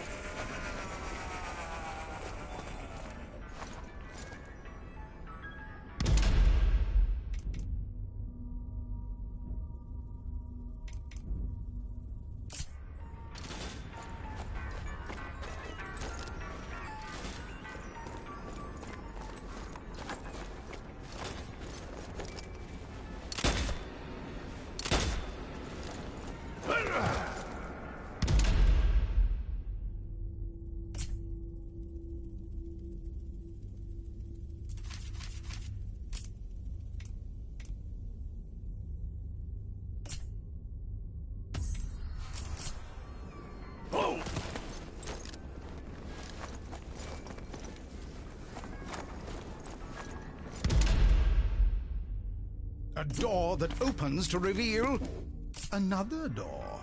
How strange.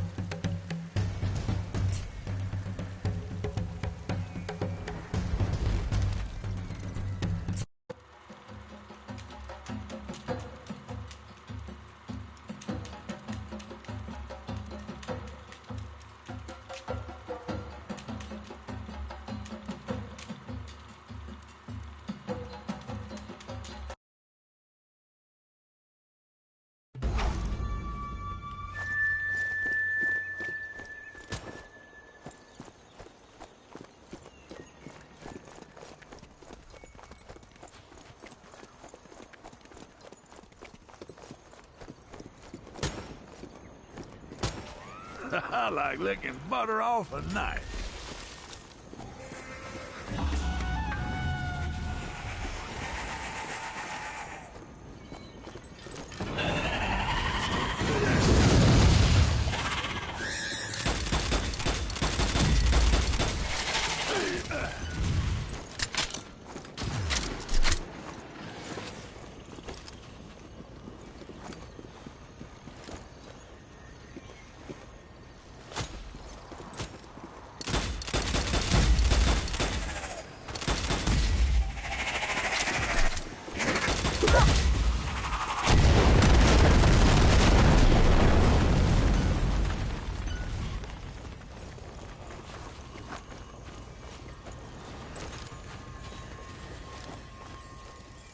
Ammo!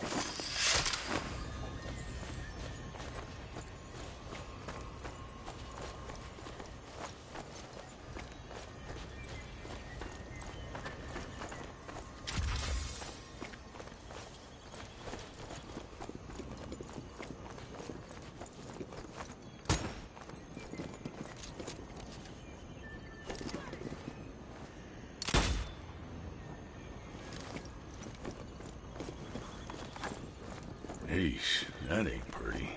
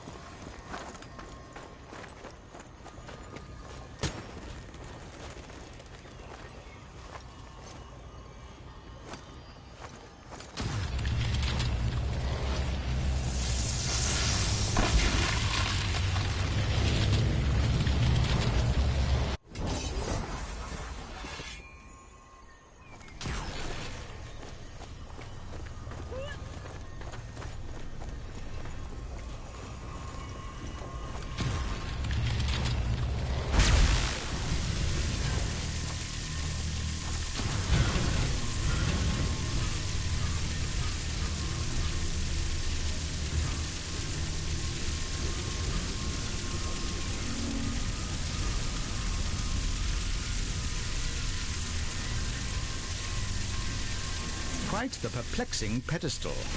I wonder if pointing that beam in the direction of a tall stone chap will achieve anything.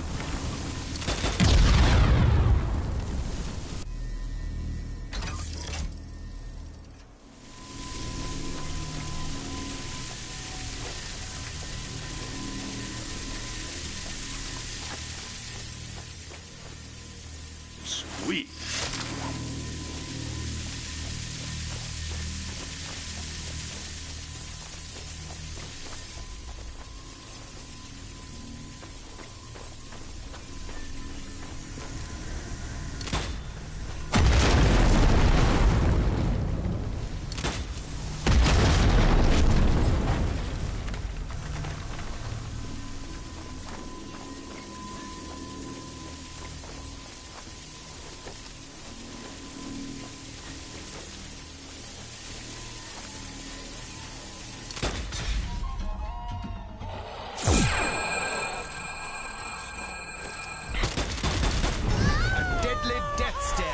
Watch out, strange brigade. That's no statue.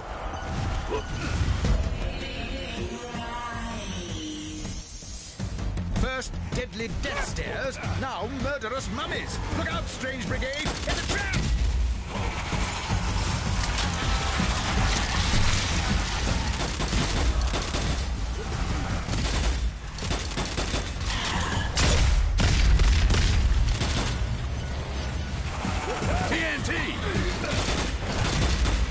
Quickly, strange brigade. Use the power of that fully operational death stare.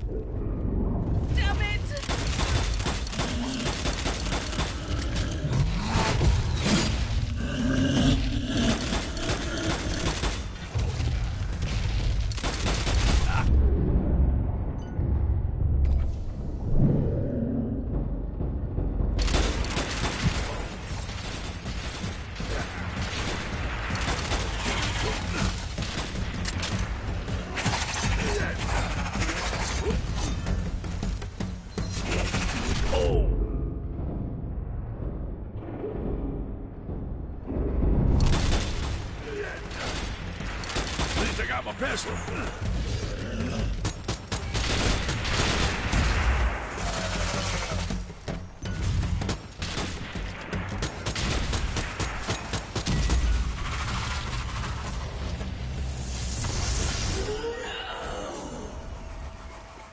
Ammo. Another bout of supernatural shenanigans survived. All in a day's work for the strange brigade.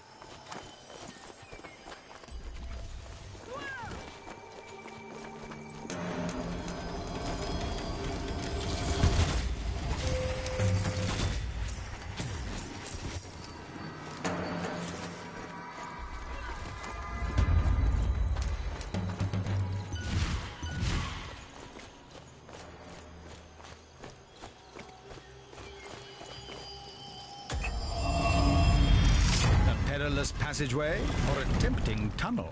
Tread warily, Brigade.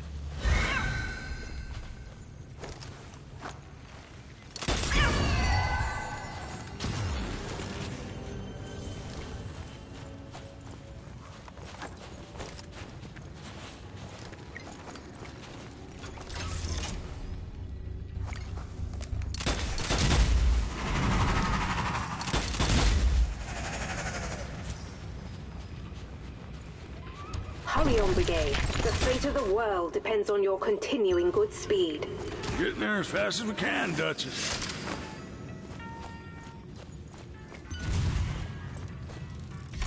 Come on, Bash. Time to get busy.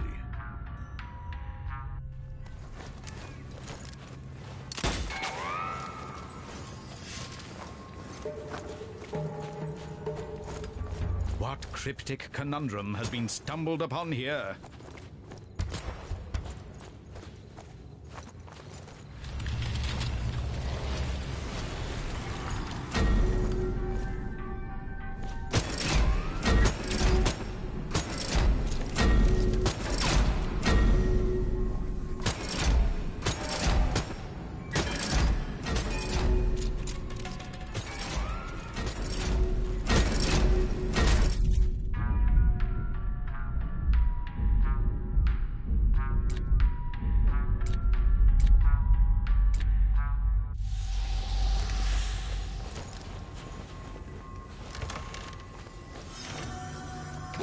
to have this.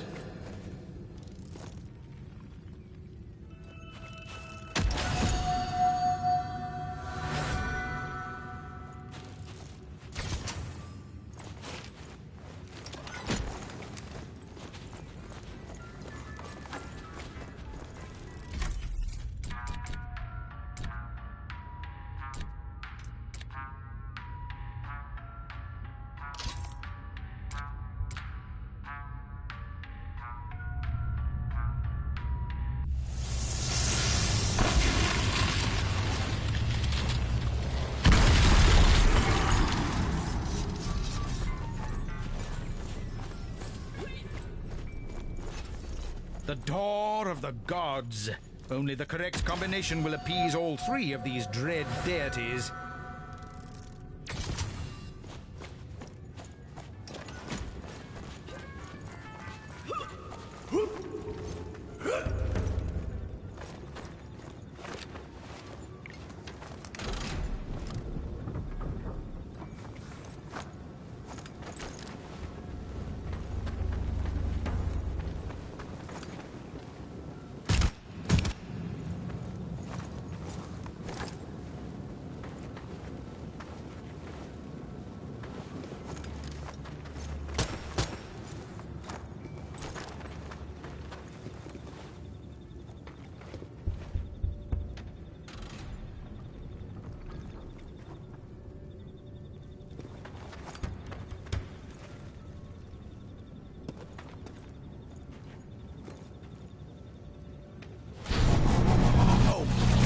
Now it's locked. Ah, well, you can but try, Strange Brigade.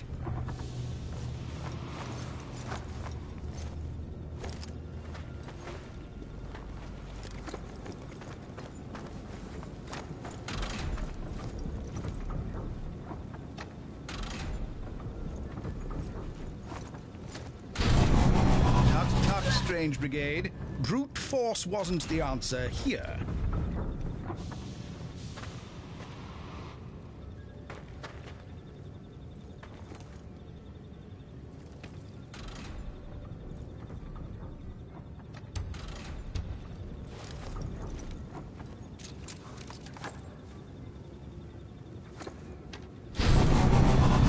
Oh dear, looks like you've locked yourself out of something here.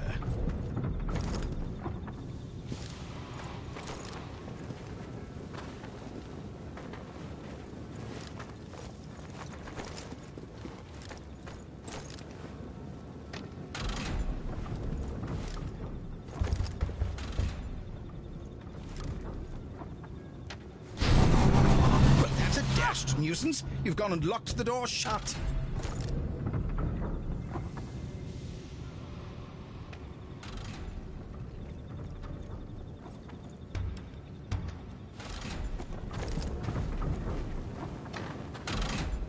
When is a door ajar? Now, you silly blighters, that's where...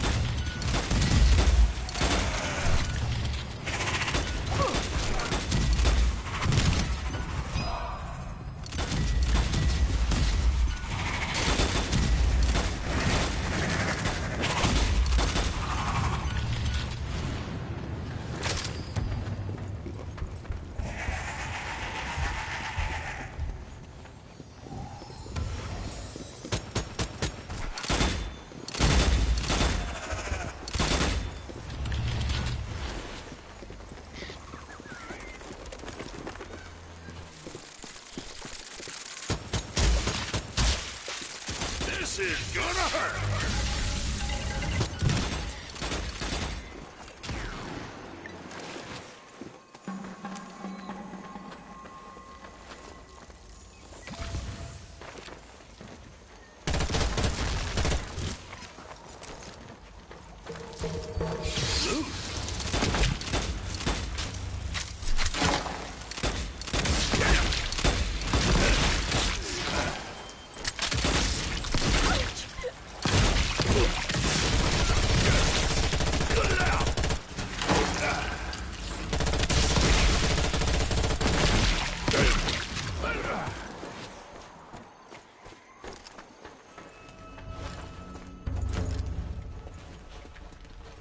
Oh my! The Brigade is blocked in. Bothersome bandits! Bloody onslaught!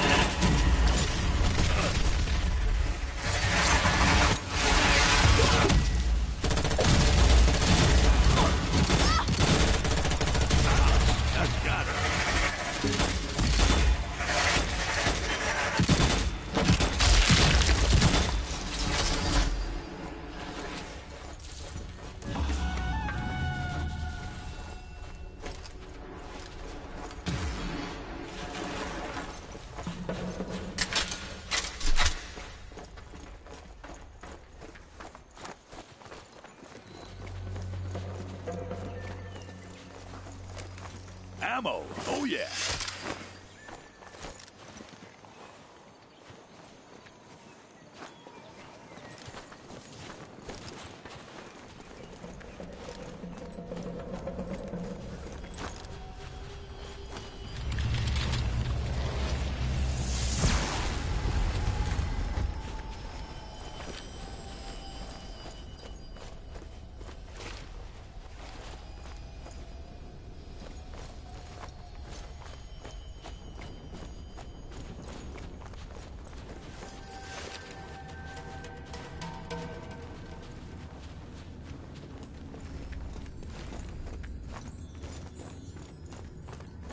Blimey, who'd have thought that would happen?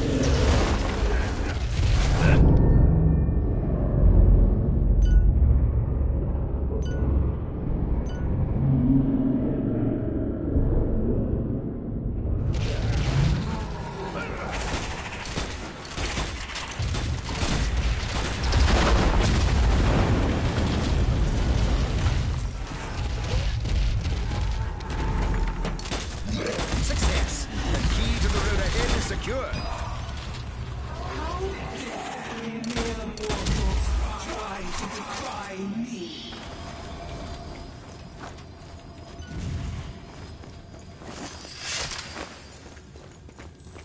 Ammo, hell yeah!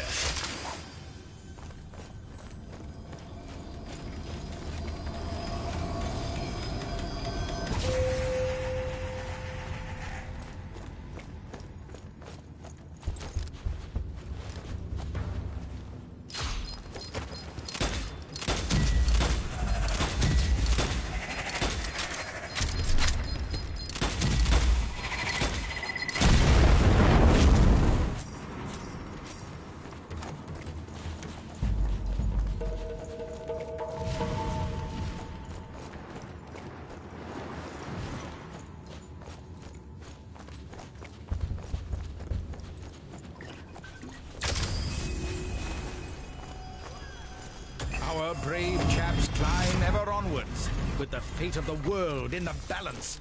Give them a cheer, why don't you?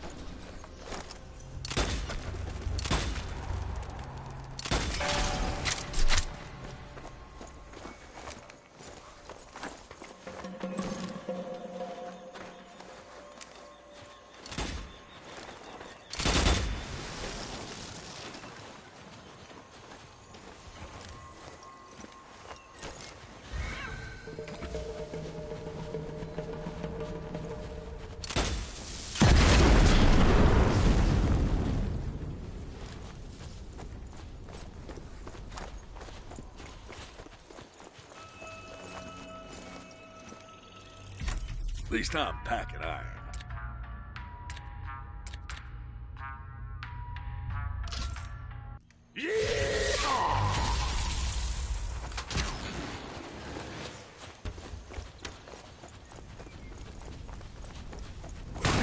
Well, what do we have here then?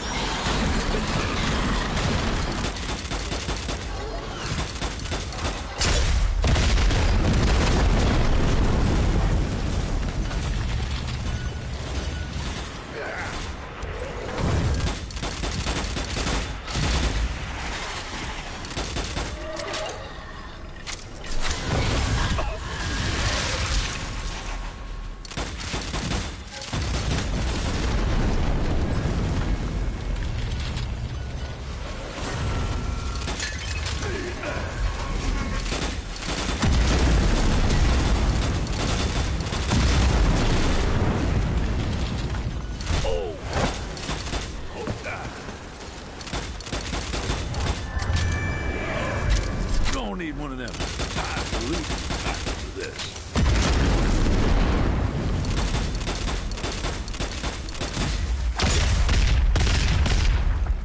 Dynamite!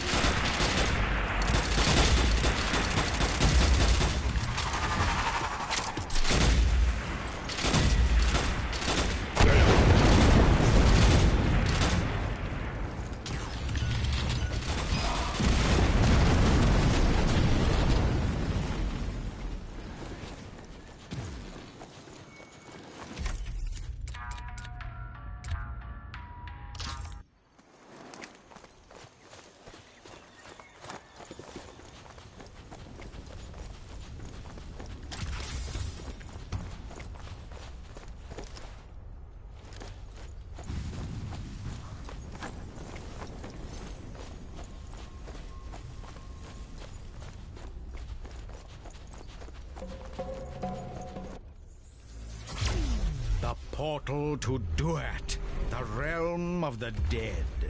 Are our heroes too late? Will the world succumb to the vengeance of Seteki? Wherever that goes, it ain't to odds, I bet.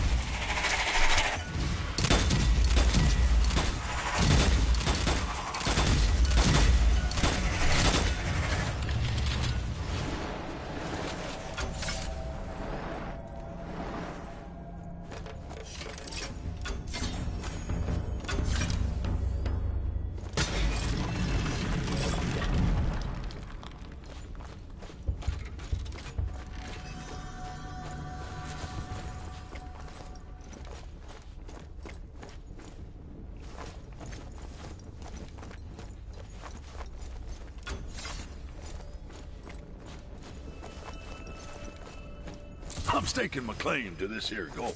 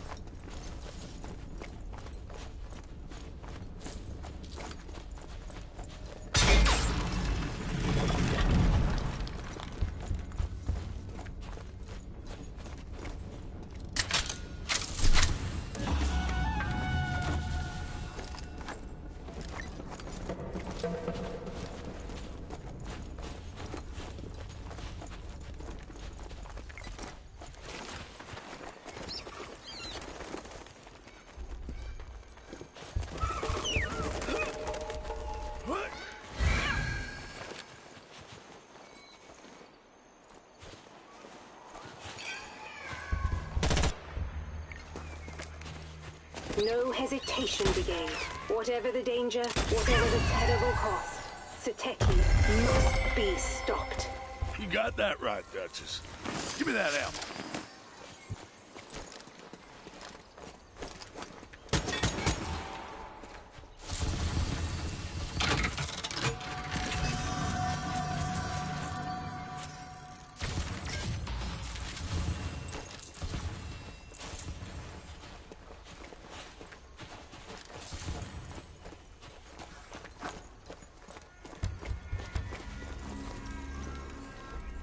A bit of a one-sided conversation.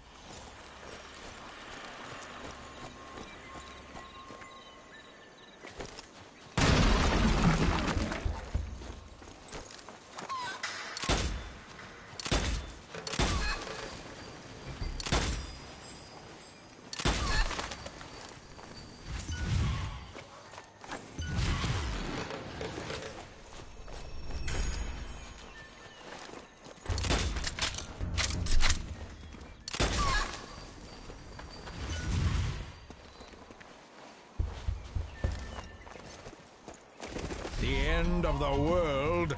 Not if these brave souls have any say in the matter.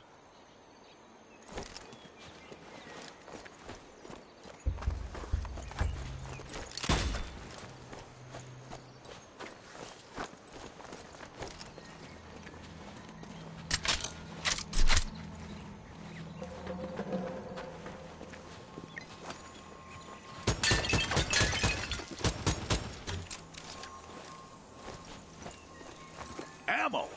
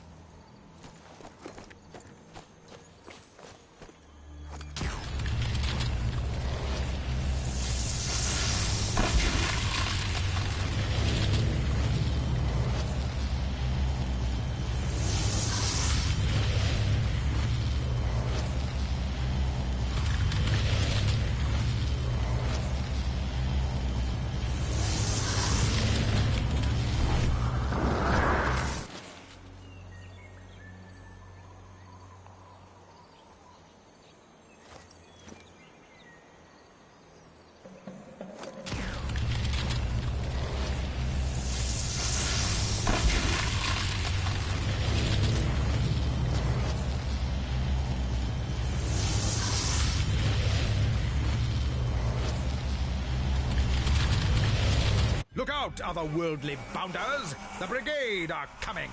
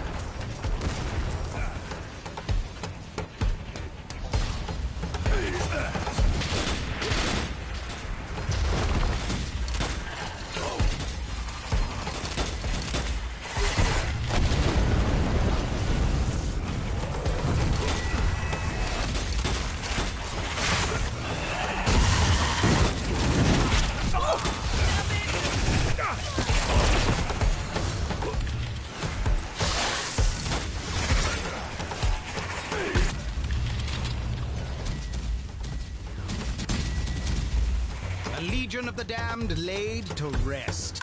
Splendid work.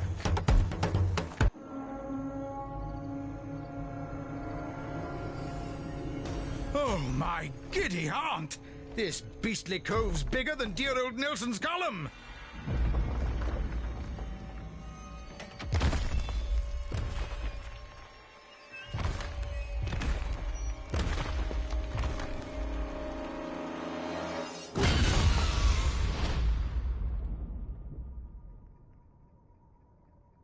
Well, if that don't beat them all!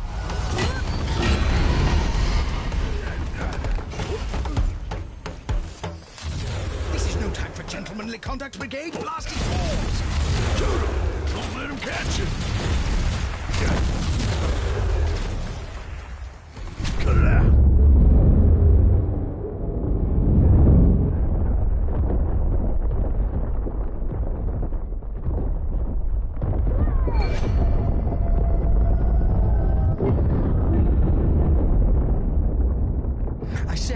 Volleys of bullets into those pillars might put a stop to what he's doing, eh?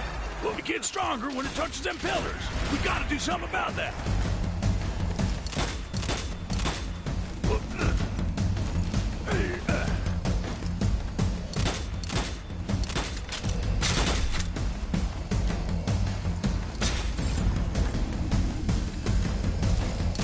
Look lively, chaps. You've missed your chance for now.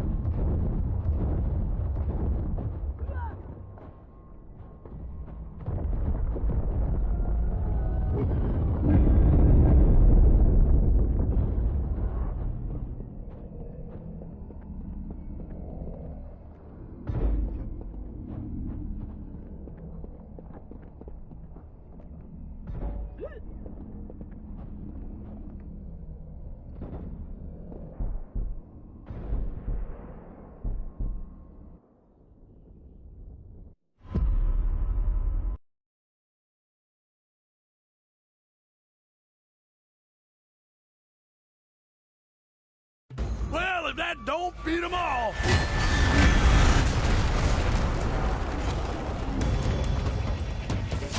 Eyes on those orbs. Don't let them get you.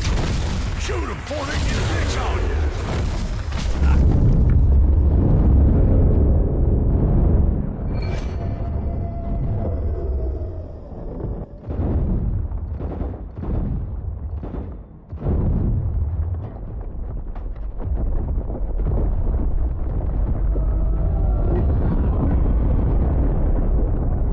Look closer, Brigade. There must be some way to stop it drawing power from those pillars. It gets stronger when it touches their pillars. We gotta do something about that.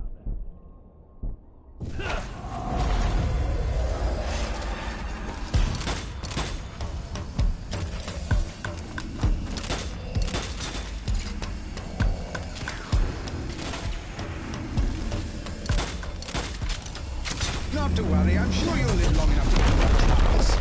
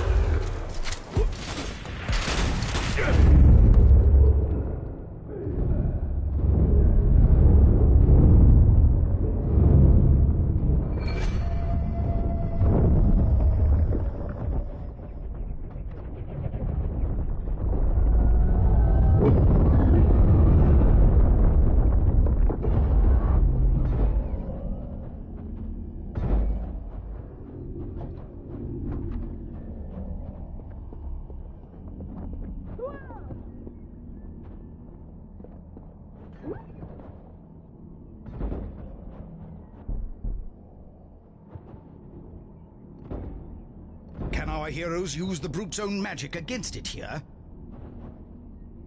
Ha! Take that, you rumbustious rapscallion!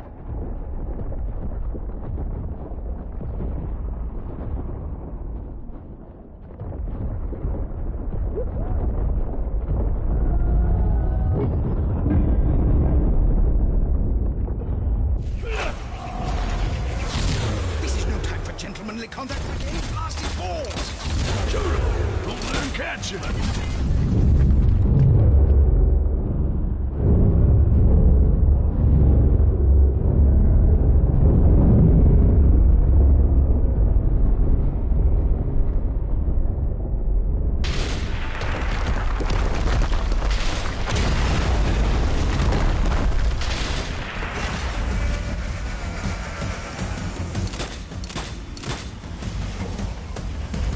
Damn, out of ammo!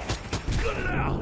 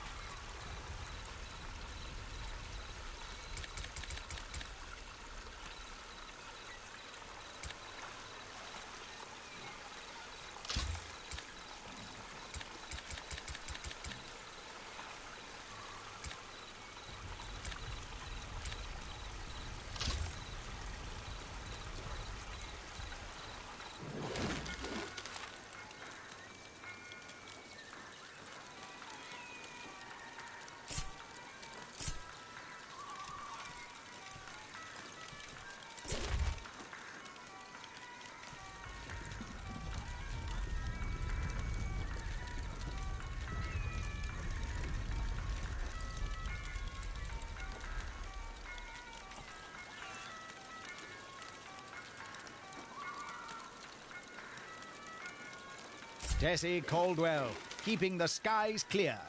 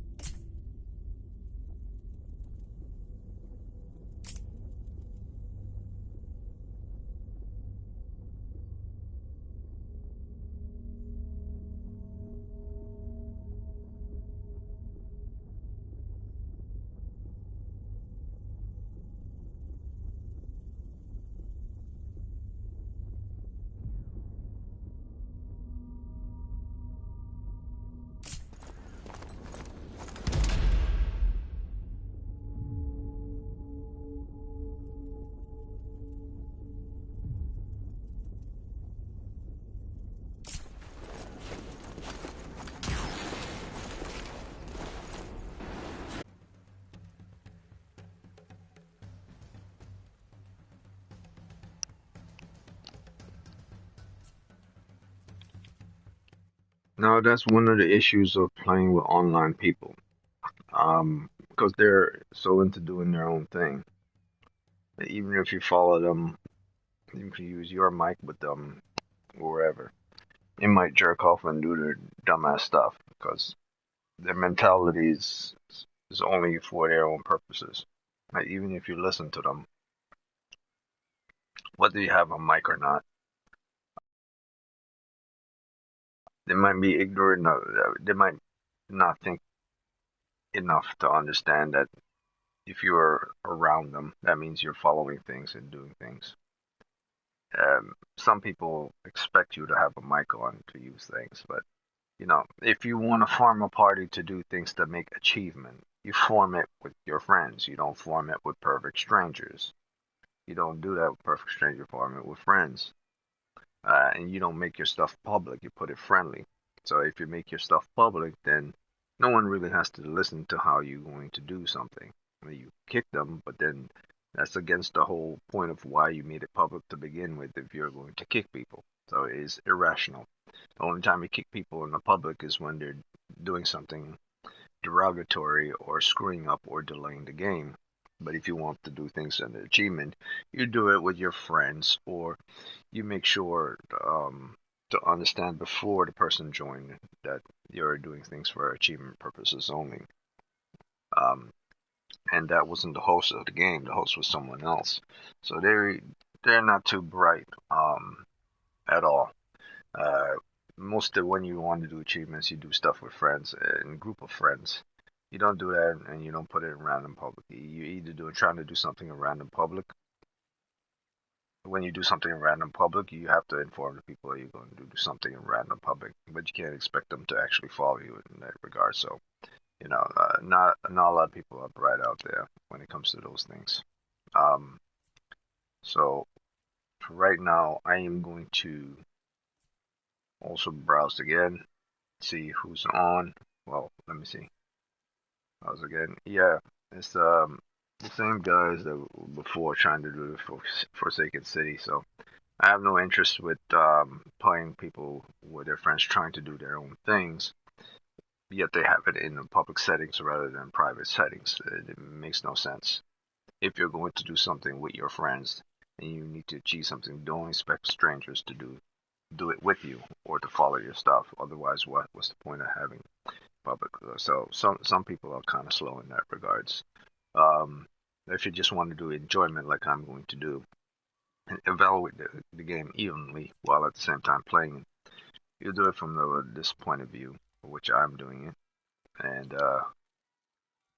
and be at least somewhat respectful to those within the ranks of the game itself. So I haven't reached past this point. I'm going to keep it there, and I'm going to continue to evaluate the game. But I think what I'm going to do, um, I'm going to browse not the main hosted game. When I'm going to play, I'm going to check out Score Attack. I'm going to multiplayer Score Attack.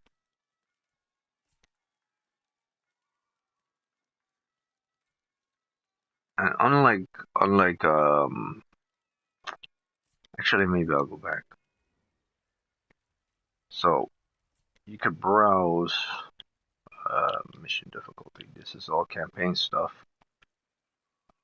I guess when it comes to campaign, you could browse campaigns.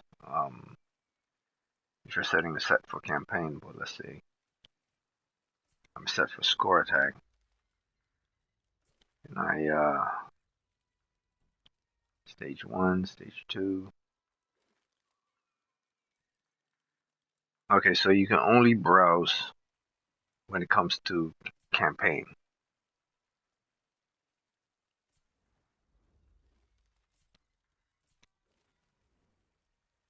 But you can do quick matches when it comes to browsing, sport, and campaign. But for Score Attacks, there's no browsing. Apparently browsing only works for when it comes to the game mode, campaign. Or maybe if I filter it, no, see, that's my bad. Doesn't work that way. If I filter it and I go for score attack and apply it to score attack, almost forgot that. There's no one playing score attack right now, so there's no data for that. So that go back to Horde. See if anyone's playing Horde. No one's playing Horde. Alright. Now filter it back to campaign. Okay, one group's playing campaign. The guy, the stupid guys that don't use the range too much. Alright, so I'll stay on my campaign. I'll create my own personal campaign, and see how far this game goes. Actually, maybe I've got to a certain point within the score attack. Maybe I'll do score attack.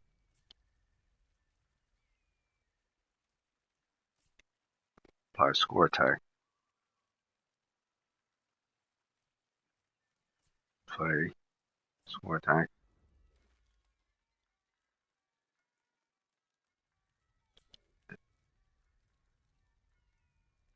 Stage 2. I was at stage 2. I'm not exactly sure how many stages there are.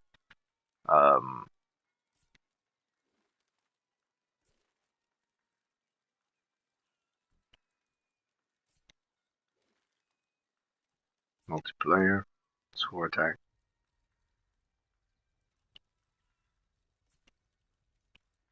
Why I didn't want to do score attack from the beginning is that I know people who just purchased the game want to see what the campaign is like. So it's more likely to get randoms within the campaign itself rather than score attack. And so I'll put it with the campaign, and what I'll do is I'll see how each of these new deluxe characters work.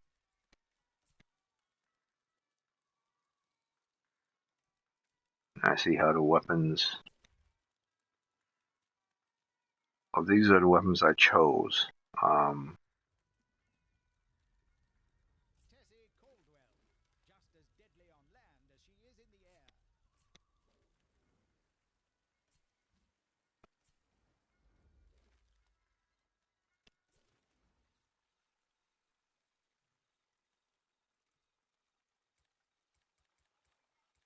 This is her weapon. I'll see how this works out.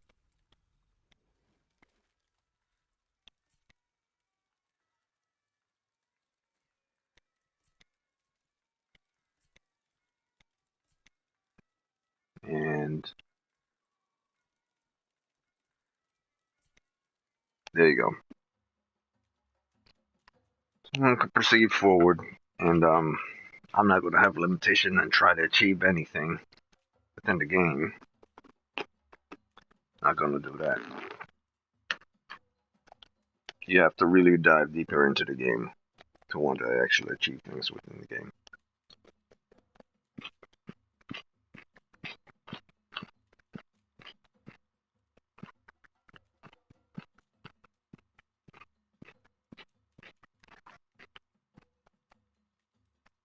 That means to a certain degree, you're going to have to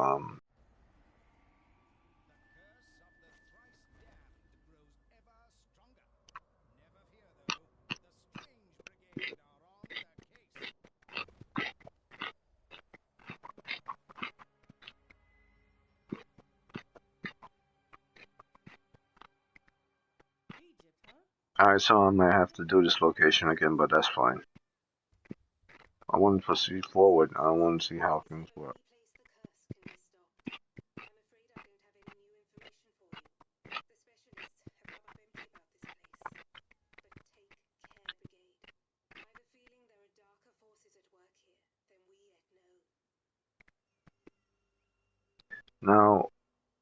Now here's the thing. When I was fighting that giant size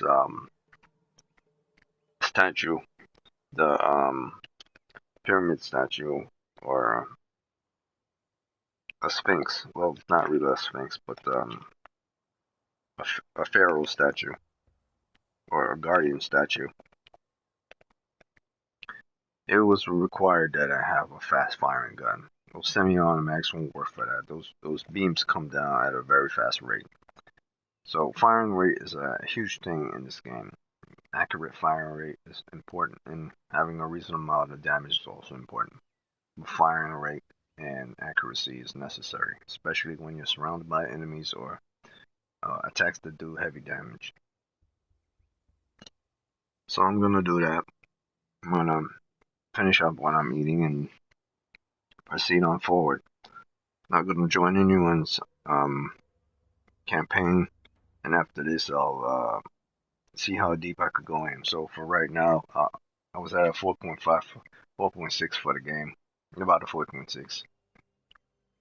I would say based on the people I joined, the intrigue of the game, and different locations and the boss fights. The boss fights are all different. No one boss looks the same.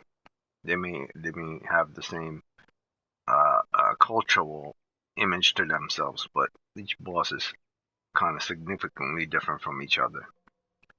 Some are gigantic, some are like minotaurs, some are like witches, some are like mummies, but they're very different from each other. They're not exactly the same. They're not the same size, not the same scope. They don't execute the same type of abilities, and they don't behave the same when they do their attacks, except for when they repeat certain attacks, which in this game is necessary because it's not like a Soulsborne game where they vary up their attacks based on your movement. It's very understandable to a certain degree, but then it switches up once it health goes down past a certain marker, and that's something that repeats, and you find that in most games. So not to the level of the Bloodbourne difficulty enemies or Sekiro difficulty enemies, nothing like that there. But they hit just as hard as those enemies, just as hard as those Bloodbourne bosses and stuff. And 4 or 5 shots and you're down. And yeah, it's not easy to. You don't have like heavy armor to protect yourself, or heavy shield, or heavy magic to protect yourself in this game either. It's not that type of game. So I would say this is a 4.7 for me right now. I'm still having a fun factor with the game. I like the increased difficulties of bosses and the scope and scale of the boss. So that falls into a 4.7 for me. And I guess in score attack things might be different as well. You move from section to section. Oh, that's the thing about score attack I should give another point for. Rather than staying in one section in score attack, just running and getting scores, and then an open section within score attack, it's very much like Zombie Army. You unlock a certain sections, you move for that sections. But the section within this game is so the scope of the area is so vast and larger, it's not condensed. So the areas for which you could traverse and dodge and hide behind are more freely open. Obviously, enemies in this game are much faster than those within Zombie Army 4. But if you have a proper weapon equipped, and speed and accuracy and good tactics, you get by all that. So that's what I'm going to do for score attack. I believe I should give it another point for that. The ability to not lock all the characters within a specific section of the game, to open up the section of the game to have a more broader expanded area, not just for you to shoot or traverse around, but to actually move around. It's very similar to Zombie Army, where it's more, you could see it more, it's more visually open, and it's more easier to actually dodge attacks or traverse things than Zombie Army 4, where things are more condensed. Or other zombie games as well, where it's based in nighttime, so you can't see that much. This is very bright and open, so you can actually see where you're running and so on and so forth. So I give it like 4.7 for that. 4.7, yeah, 4.7 for that. I'm at 4.7. Maybe could take it up to a 4.8 as I get deeper into it, but right now I'm at 4.7. I was going to say something with regards to the puzzles and cooperation with other players when doing missions. So far, the difficulty level hasn't scaled beyond a certain point that I find it to be very hard to do certain things. That you have to co-op with your fellow teammate in order to open doors and stuff. I never talked about cooperating with your fellow teammate to open doors or to solve puzzles.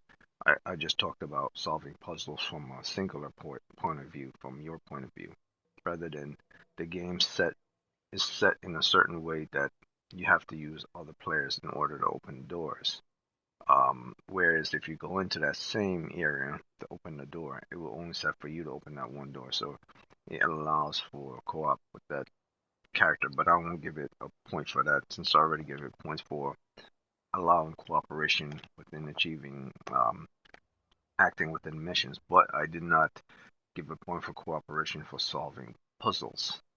I actually, now that I think about it, I will give it a point for that because allowing, whether you join someone's party or whether they join your party, you allow them to actually interact with you in your game, and it feels like they're more part of your experience as well as enjoying the game. So that's something that's very good. So I'll give it a 4.8 for that right now. So I'm now at a 4.8. So I'll move along in the game. I'll cut my mic and proceed forward in this campaign and see how I know it's going to get to 5, but I will see how I could get it to 6 or 7. What I hate most about AAA video games, Destiny and so on, they give it all this stuff. I believe these people who categorize these games as great don't evaluate things from a 0 to a 10, you know, from 1 to 100. They don't go from 0 to 100.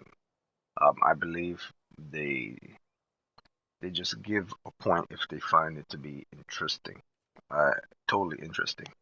Whereas I believe you have to start from 0 in everything and then proceed on forward. You can't just give them a full point for something just because it works and it achieves what you want. You have to look at things in more fine details, and that's what they need to do here. After this game is over, if I wanted to give it an extra full point, not a point 1, point 2, point 3, it would have to be based on everything else thereafter for the game. But I'll close out right now my mic and proceed forward. Then I'll do score attack. I'll probably do horde to level certain weapons up. Then I'll call it a day on this game. And probably play this on my own time. I said I was going to play it yesterday and today. And that's about all I'm going to give towards this game. Yesterday and today. After this, there should be more than enough to archive the experience and the interest and the intrigue of the game. I don't need to dive all the way to the end of the game. I will probably make one final video for this game. And it'll probably be when I get to the end of the campaign. And then I could decide, after the campaign is over, was it worth the actual value of the game. And I tell you right now, for its price, deluxe price of $10 that's on sale, it's great. Now, even if the deluxe price didn't go on sale, it was average for $50. This as an independent game is it's probably not worth the $50 price it's going for, but it's definitely worth the $30 price it's go for.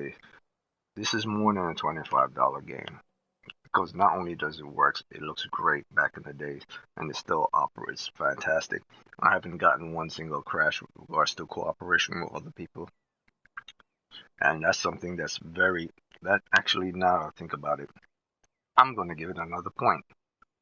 That's one other point. Now we're at a 4.9. I haven't had a single crash since I did any type of co-op yesterday or today with a group. The only thing that happens is that people would kick me or I would leave a party.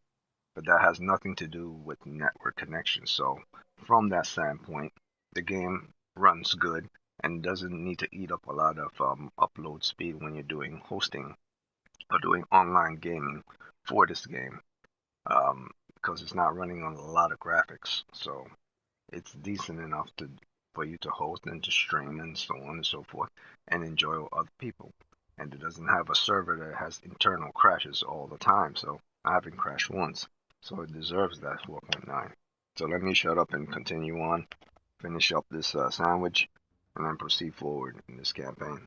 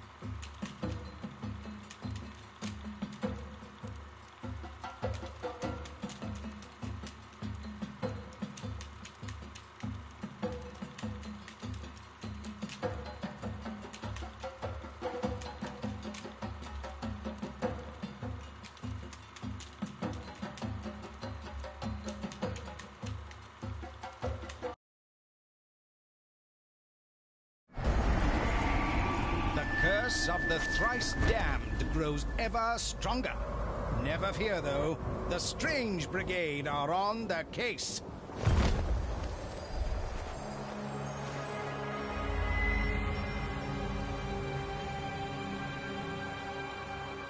Egypt, huh?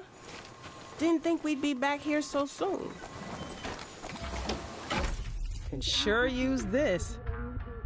Can be stopped. I'm afraid I don't have any new information for you. The specialists have come up empty about this place.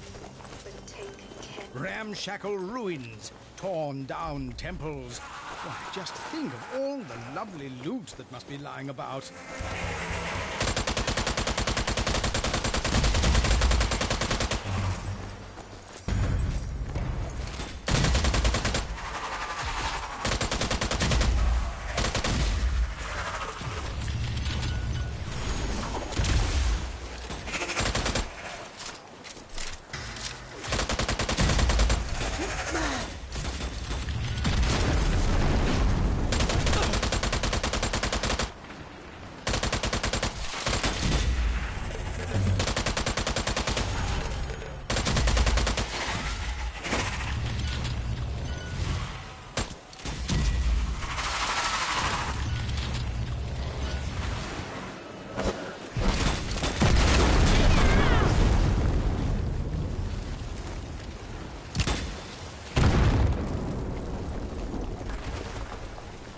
Even in these dire times, there's surely still time for a spot of treasure hunting. Something here.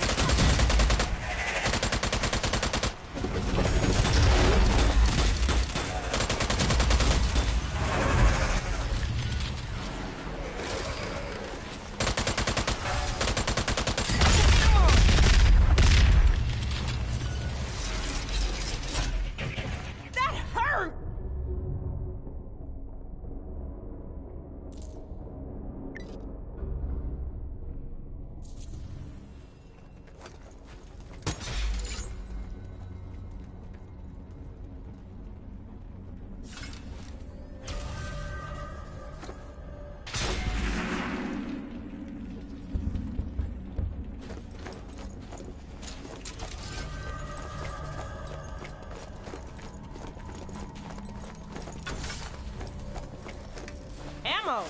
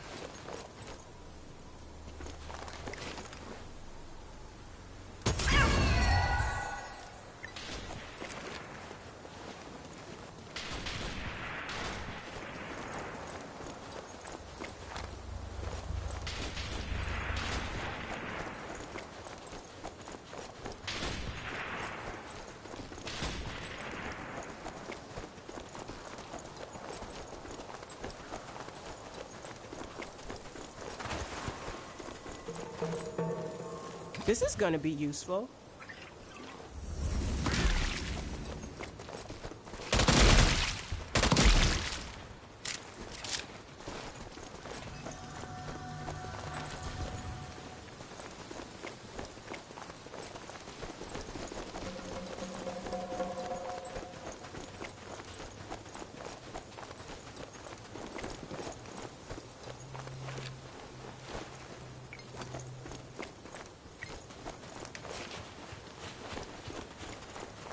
So, Brigade, it would seem some full film crew has been reported missing around this location.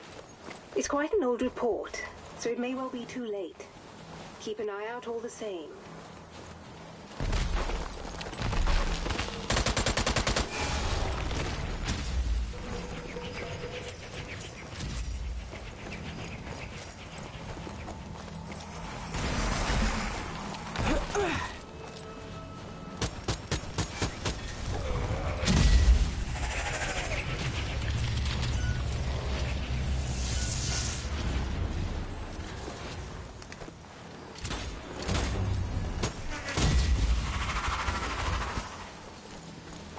Taking this ammo.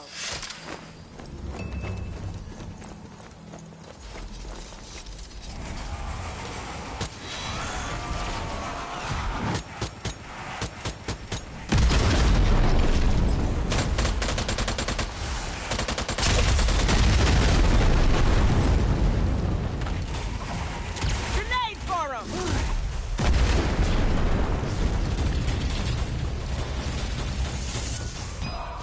Hell yeah!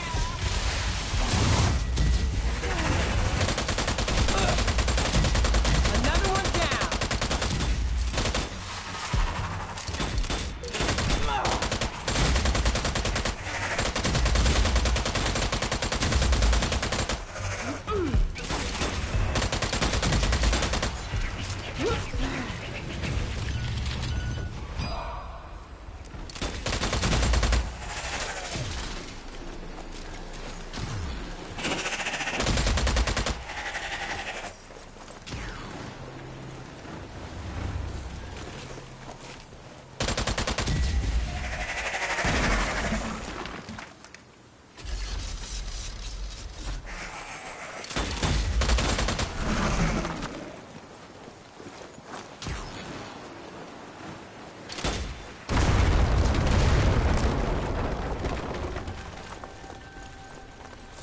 Need to reload. Just what I need.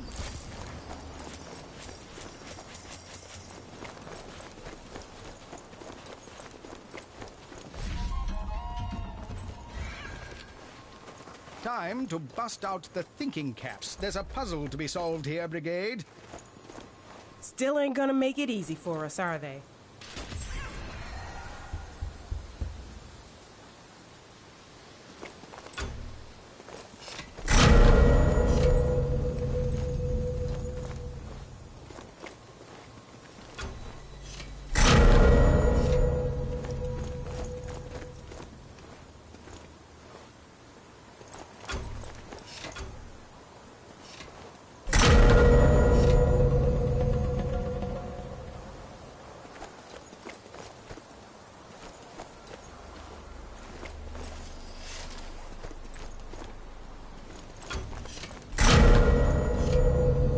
Huzzah! No pressure pad predicament can impede our hero's progress. Onwards!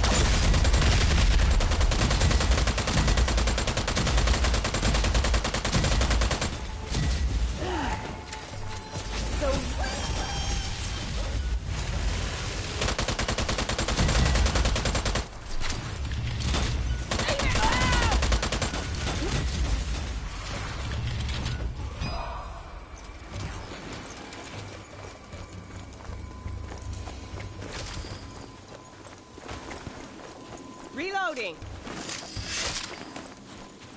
Gonna need this.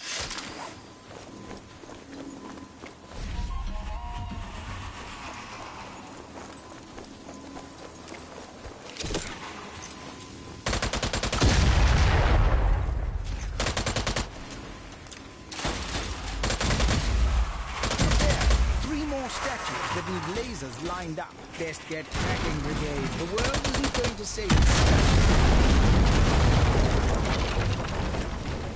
Oh, wow!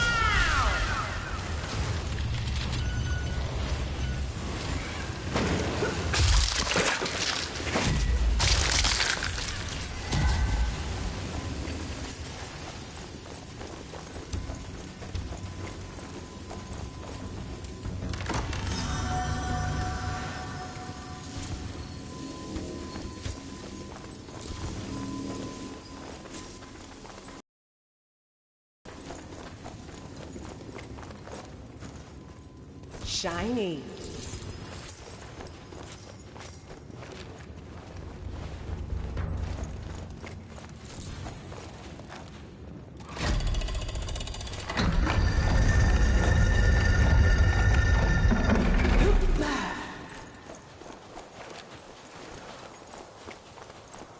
This pyramid's remote location has kept any information about it equally as Always scarce use to more Brigade. ammo. The fact a film studio was able to find it doesn't bode well for subtlety in our future operations. Save this for later. Got something here.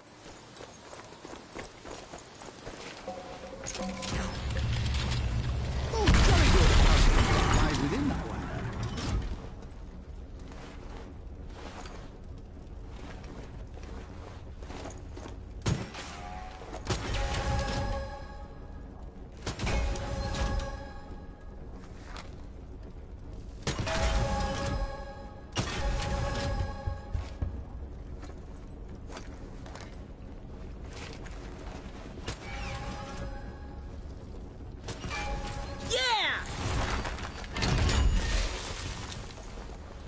You know what they say, Brigade. Where there's treasure, there's a hallway of hellfire to get through first.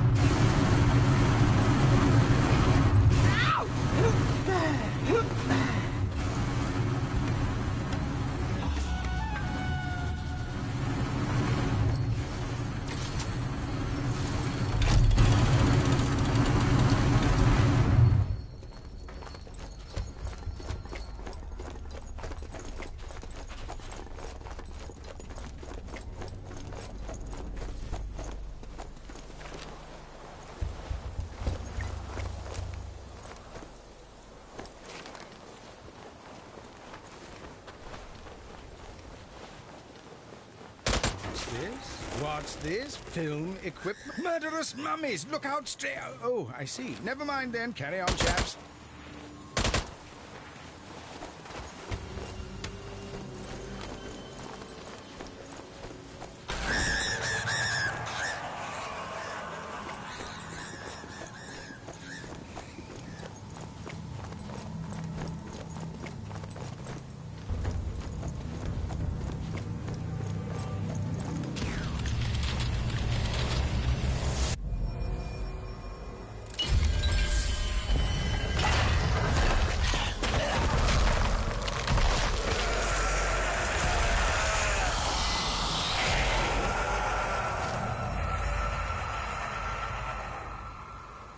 By the pyramids, more murderous monsters! Quickly, Brigade, to arms!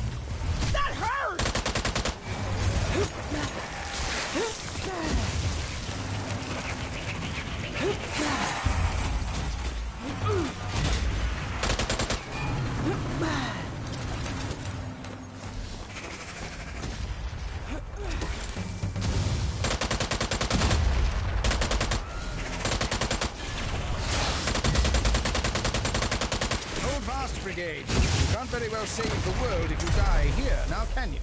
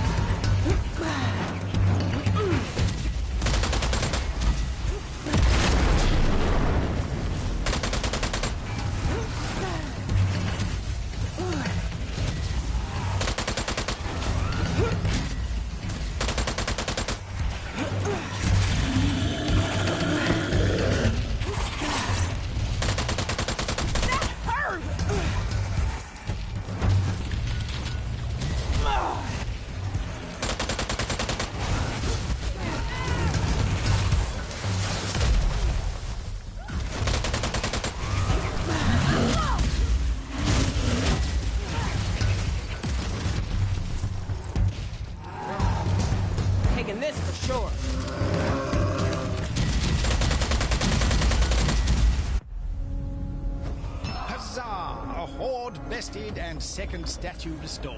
Halfway there, Brigade. Good show.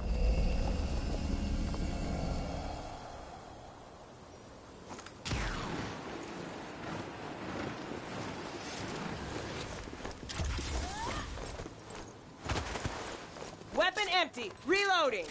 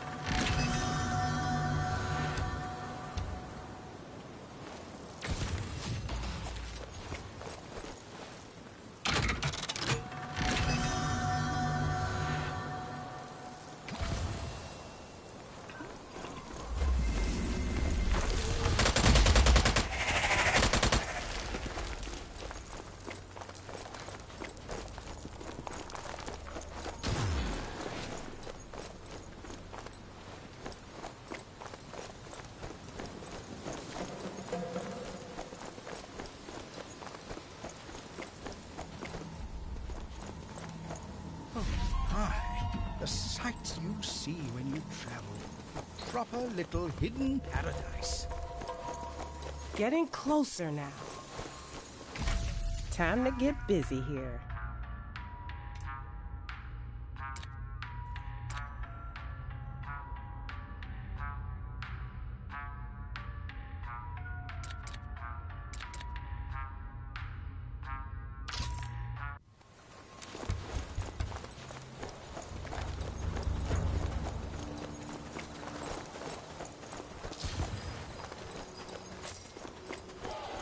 Dear, I don't think this chap will be walking the red carpet anytime soon.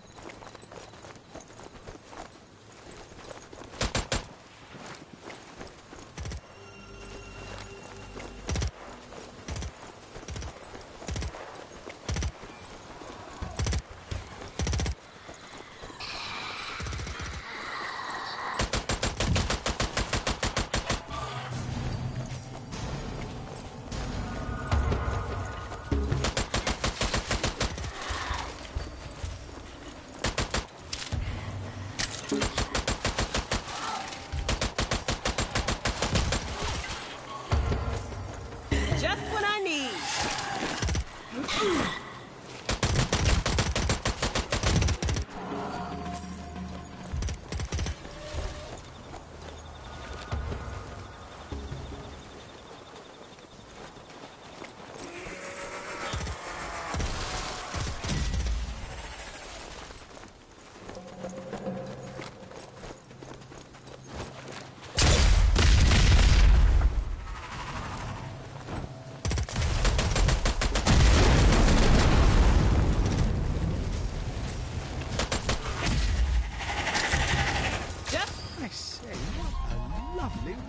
Feature really brings the place together. I do wonder about those shimmering switches.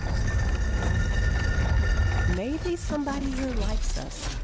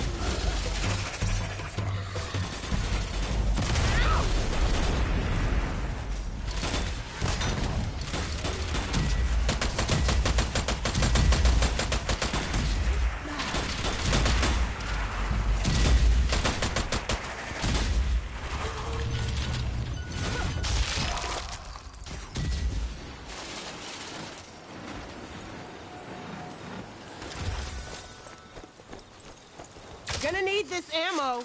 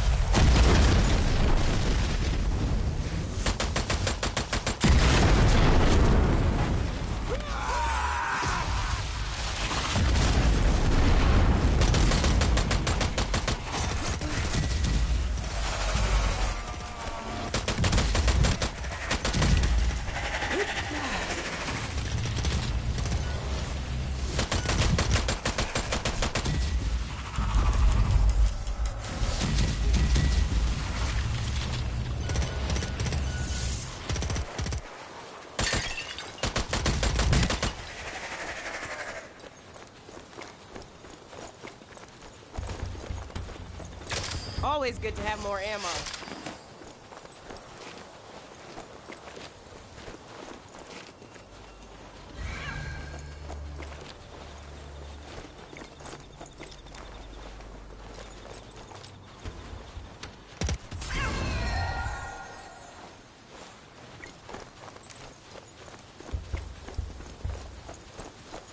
A new perplexing puzzle presents itself. No problem for our heroes, presumably. Sooner we get started, sooner it'll get done.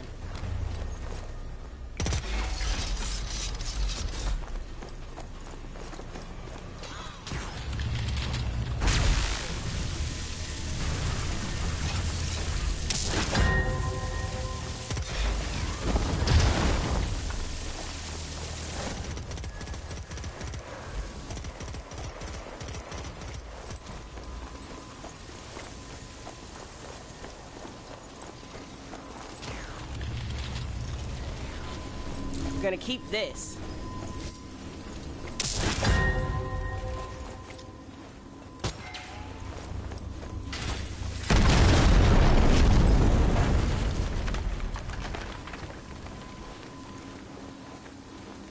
What cryptic conundrum has been stumbled upon here?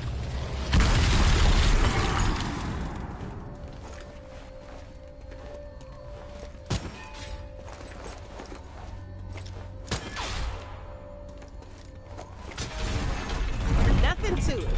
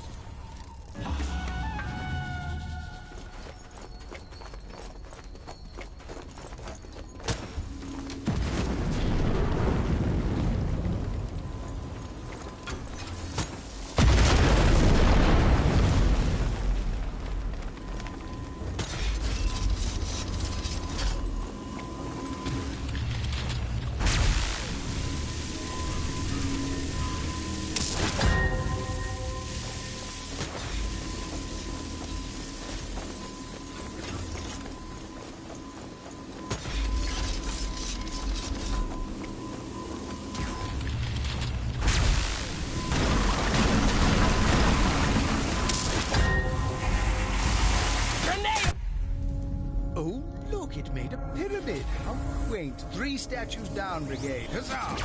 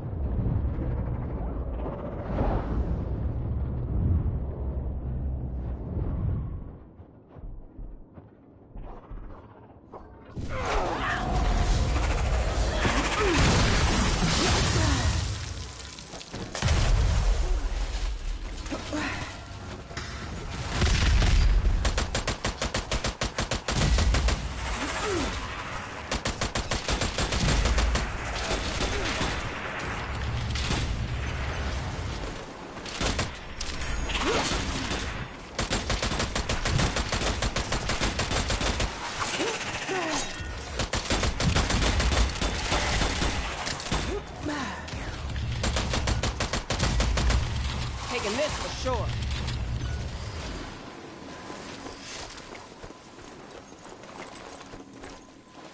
Just what I need.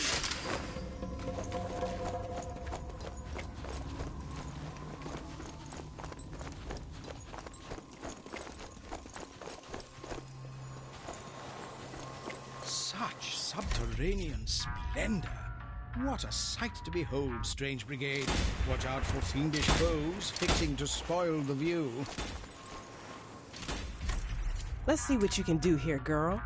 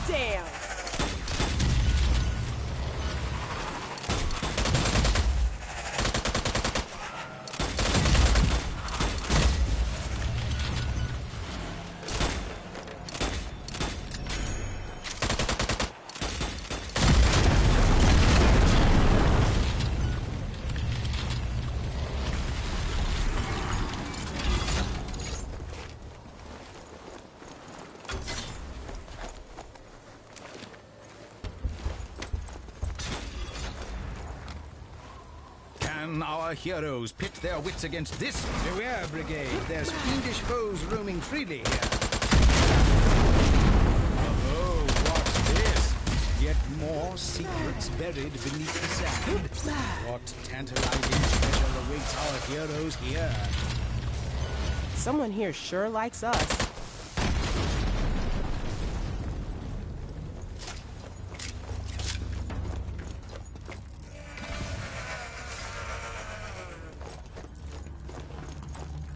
Taking this.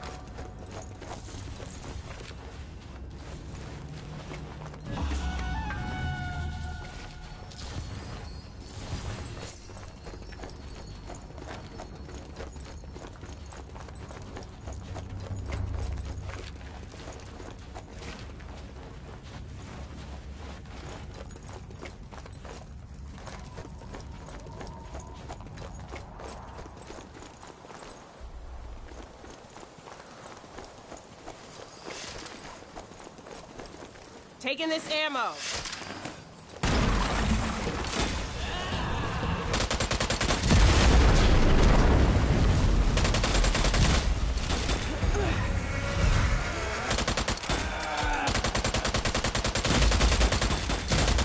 He ain't getting up again.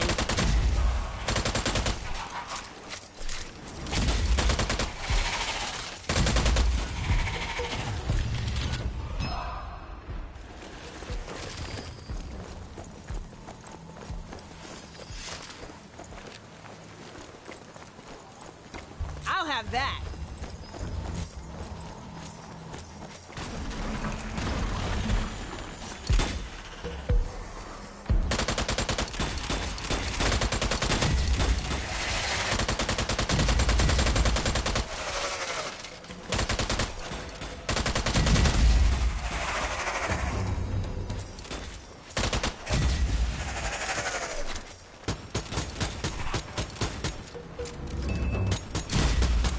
So much for the big trap.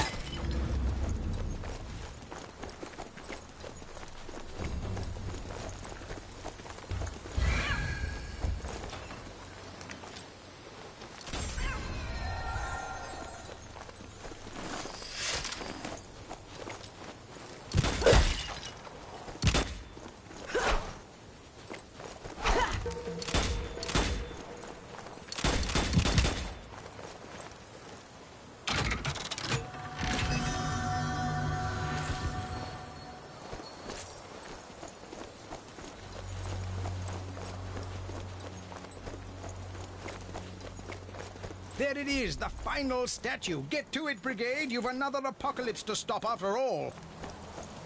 This better be the last one.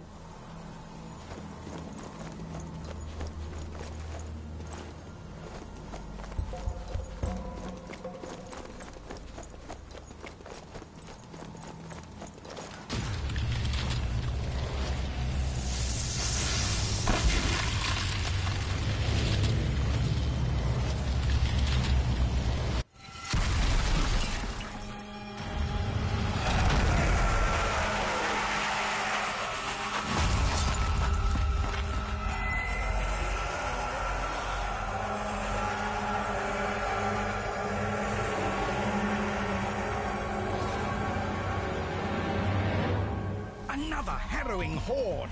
To arms, Brigade. You can't let these malevolent minions Ain't win we the day. killed them already?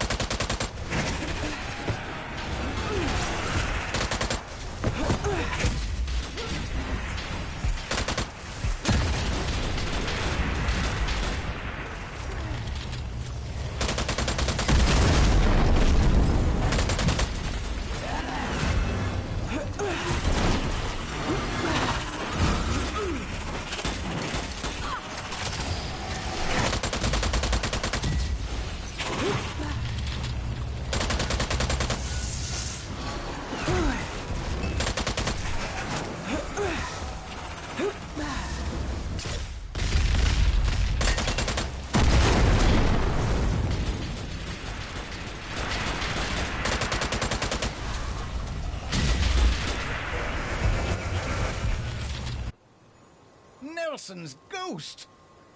Is it curtains for the strange brigade?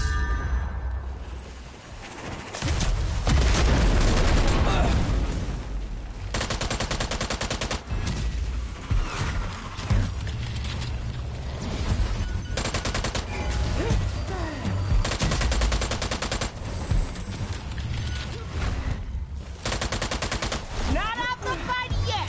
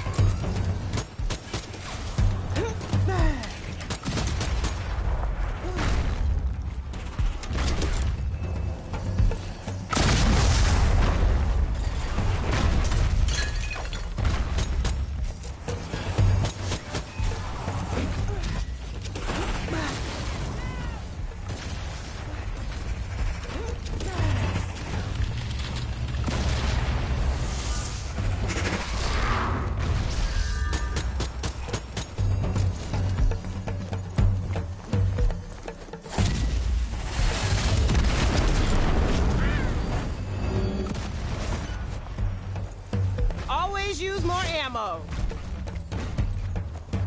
Got a grenade for that.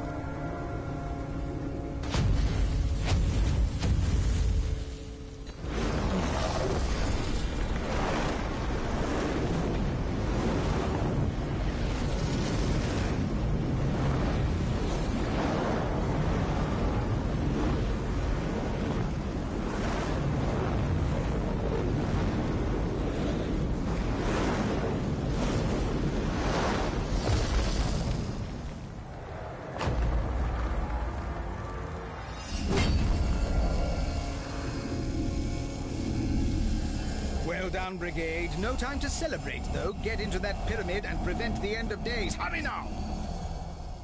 That's the last one!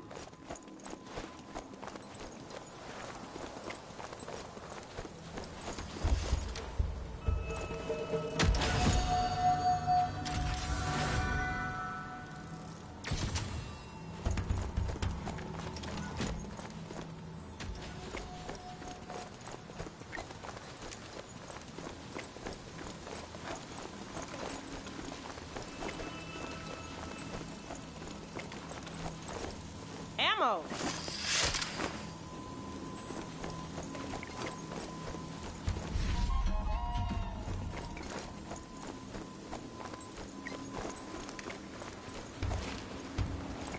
The portal's inactive, and there's levers to be pulled. Tesla's moustache. How will our heroes solve this?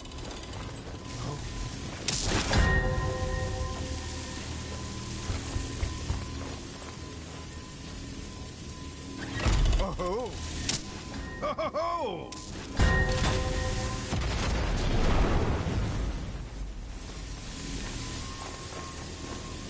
Gonna need this soon, I bet.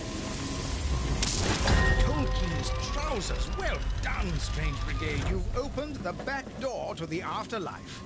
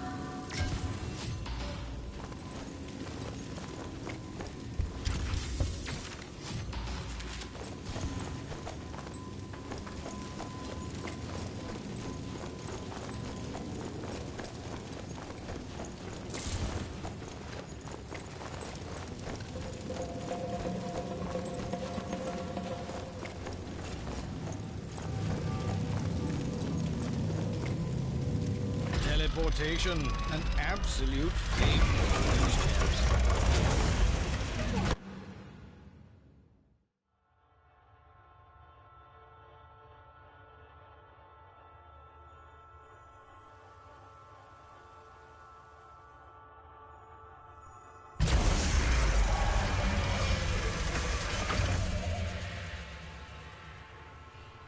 Back in the astral planes of the Egyptian ever after. Hopefully not a permanent trip. Kinda hope not to see this again.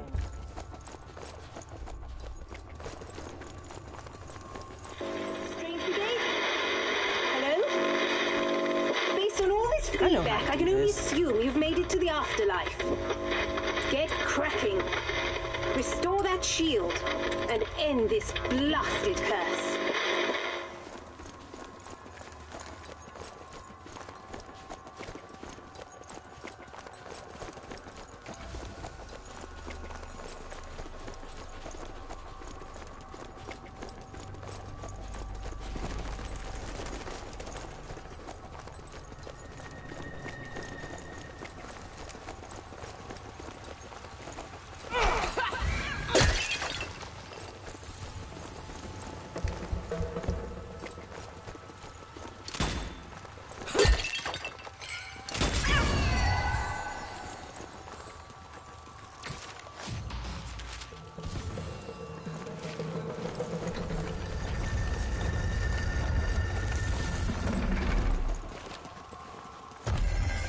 Behold, the legendary treasure of the magical Moggies.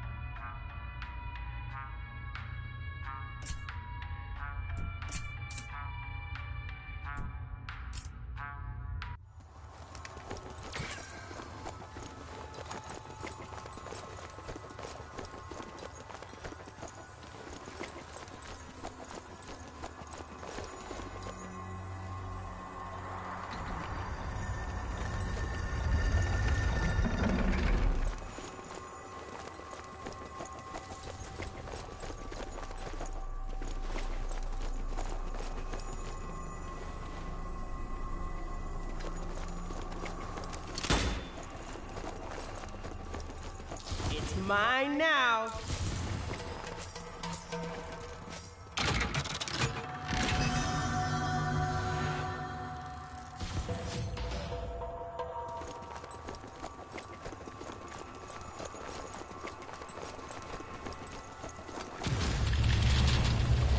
Quickly, Brigade. Restore the shield and vest to where it rightfully belongs. Hurry now.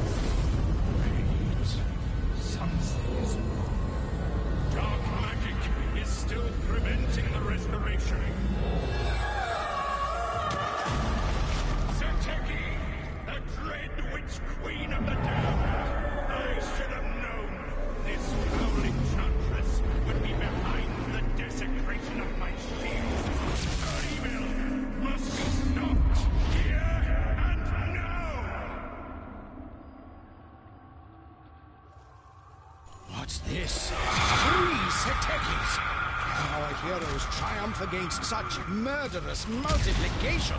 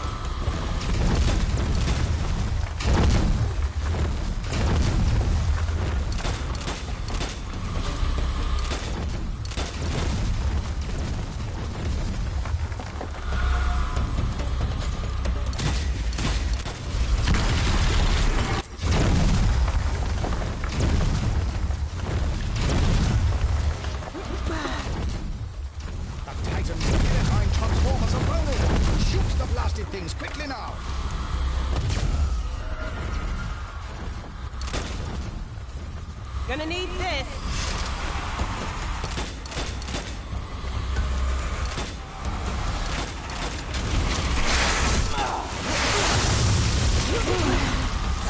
Look out! Grenade!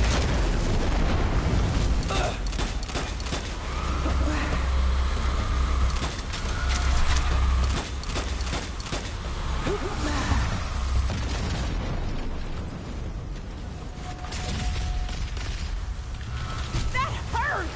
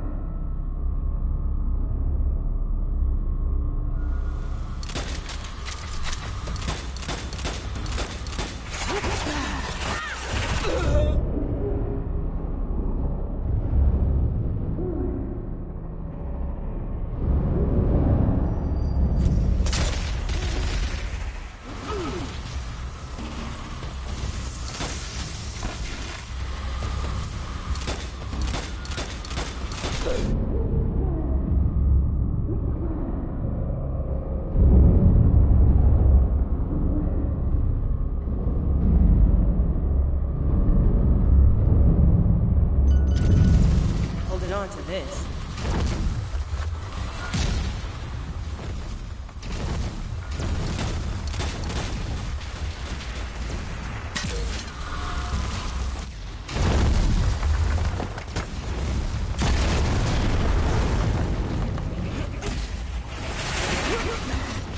Always good to have more ammo.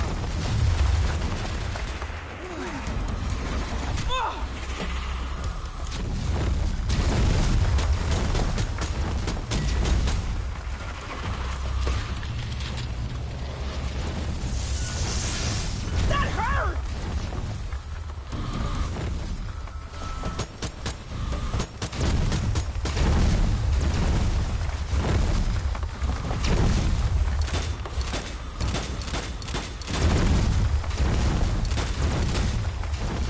Still got my pistol.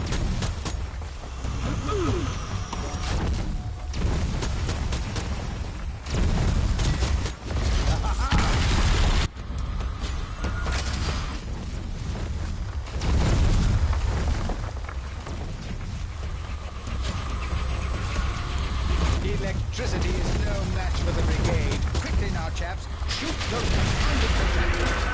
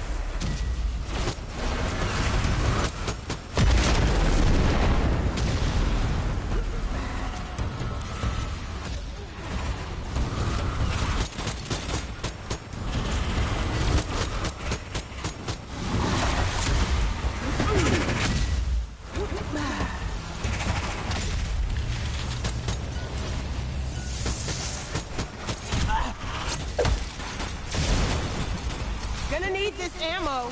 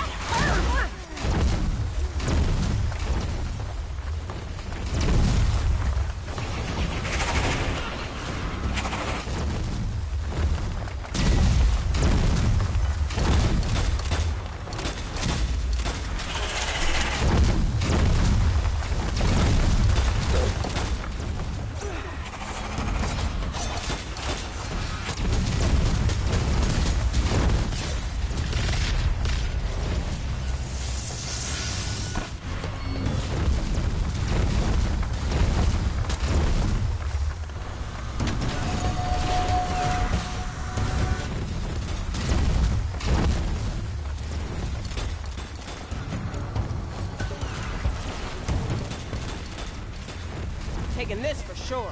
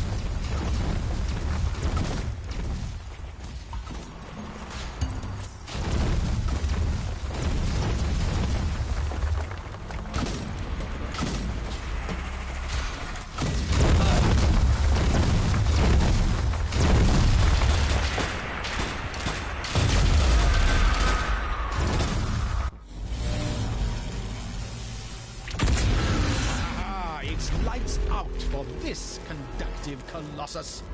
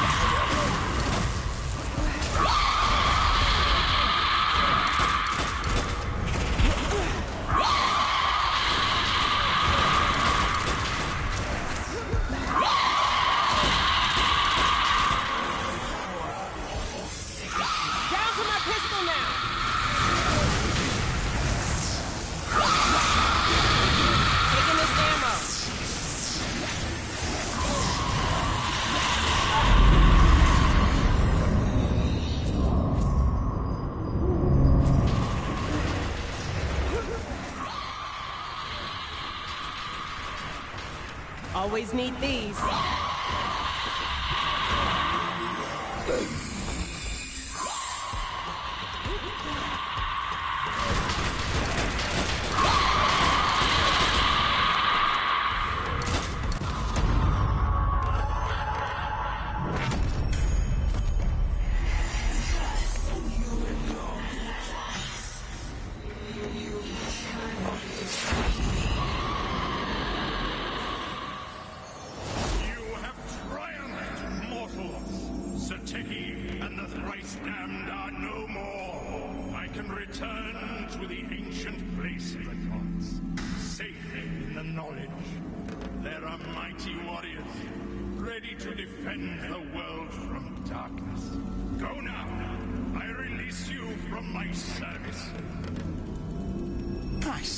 Mentioned in dispatches by a 5,000-year-old deity? Well, no wonder. Wherever the danger is at its highest, wherever the shadows are at their darkest, and all others have fled the field, that's where you'll find these brave chaps and chapesses, holding the line against all manner of beastly things. Join us again soon for yet more spiffingly spectacular stories of the Strange Brigade.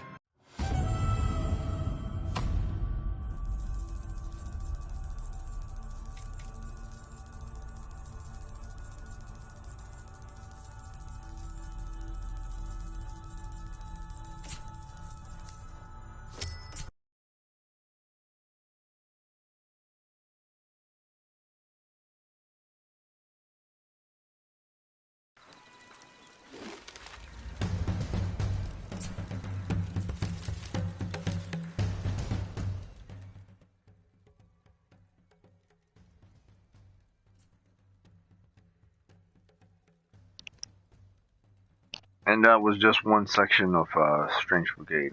I finished off Sateki's section.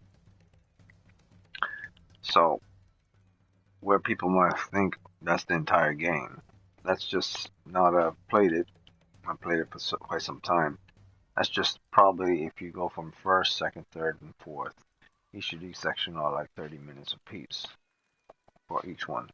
So that's like 1 hour, 2 hour, and then the last one is probably a little bit more than half an hour, probably like 45 minutes. Like if you breeze through everything, you could speed run the first section, this whole thing, first section within 2 hours. But the standard is that that last mission, looking for stuff and everything else, took more than 30 minutes. Well, it took up to a full hour. So each of these go from anywhere from 30 minutes to an hour apiece. If you're running past a lot of stuff, it's just like 30 minutes. But if you're doing each one of them, they can feel like a full hour. Most of them just feel like 30 minutes. So that's 30, 30, 1 hour, and that's 30, 30, that's 2 hours, and then to take you about like an hour or so that's 3 hours. So this game exceeds a 4 hour mark, I would say, very easily. So that's 1, 2, 3, 4, 5 sections of the Strange Brigade story. And for those unlockables at the lower area, it'll probably be the same for another section on the story of the Strange Brigade. I'm not sure if it will be 5. It might be more than 5. 7 sections. So this is Sateki section is probably the first section of the story that consists probably of most of based on, let's see, 5 sections, and the other sections below that are unlockables can be probably split up into 2 sections, probably 1 4 and then 1 3, or 1 3 and 1 4. So if you're going to fight 2 additional other big bosses, it might be within those unlocked sections at the bottom there. But if it's just going to be one more big boss, that one more big boss probably have additional other, there's no probably about it, probably have 7 other locations, including his last area. So if it's one more big boss, finale boss to the game, that's also going to be another important thing, and a very important thing towards this game as well. Because most bosses at the end of the game, you have one really big boss of a game, That's the guy you gotta overthrow. But this is not this is a separate section of the game itself. Could it be that the deluxe version? No, I believe when I first purchased this uh, game, these map sections were set there to begin with. So these are probably part of the actual campaign that has nothing to do with the deluxe story. Deluxe is probably skins and hats and wear and different type of guns and stuff. But as far as the campaign, who knows? It might be Sateki again, the final boss. But and then you have to fight it in two sections. Fight it first in this section, and then at the other unlockables towards the end, you gotta fight her again. Might be the same boss. Um, but her story hasn't ended. If that's the case, then it'll be a continuation of the Strange Brigade story versus Teki, which is another interesting thing with regards to the game. But if it's a different boss for these other unlockable sections where there's two or just one additional boss, then that'll also be something that's interesting. It could go either two routes. You fight Sateki again, which is not that great, but then you will have to fight different, more difficult versions of the people that she fights against or that ally with her.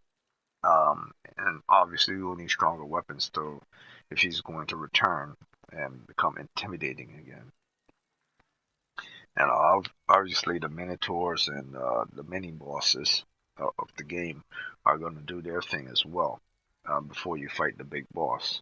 So if it's not Sateki, it might be another big boss. And if it's another big boss, then that means this game, unlike most games, have two big bosses in their campaign, where most campaigns just have one major antagonist, and then you have like side mini bosses that support that major antagonist. Um, but who knows if this game has two major antagonists? Then that means this is more than the value of its actual game that it's worth.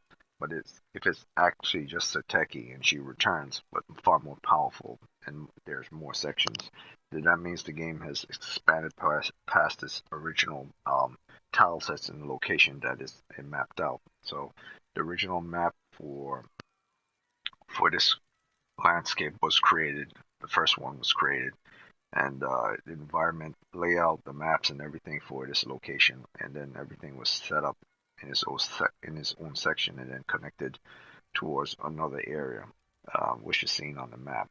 Obviously, they're not connected as one big landmass in the game. Otherwise, you'd be able to run to this section rather than it loading to that section, and so on and so forth.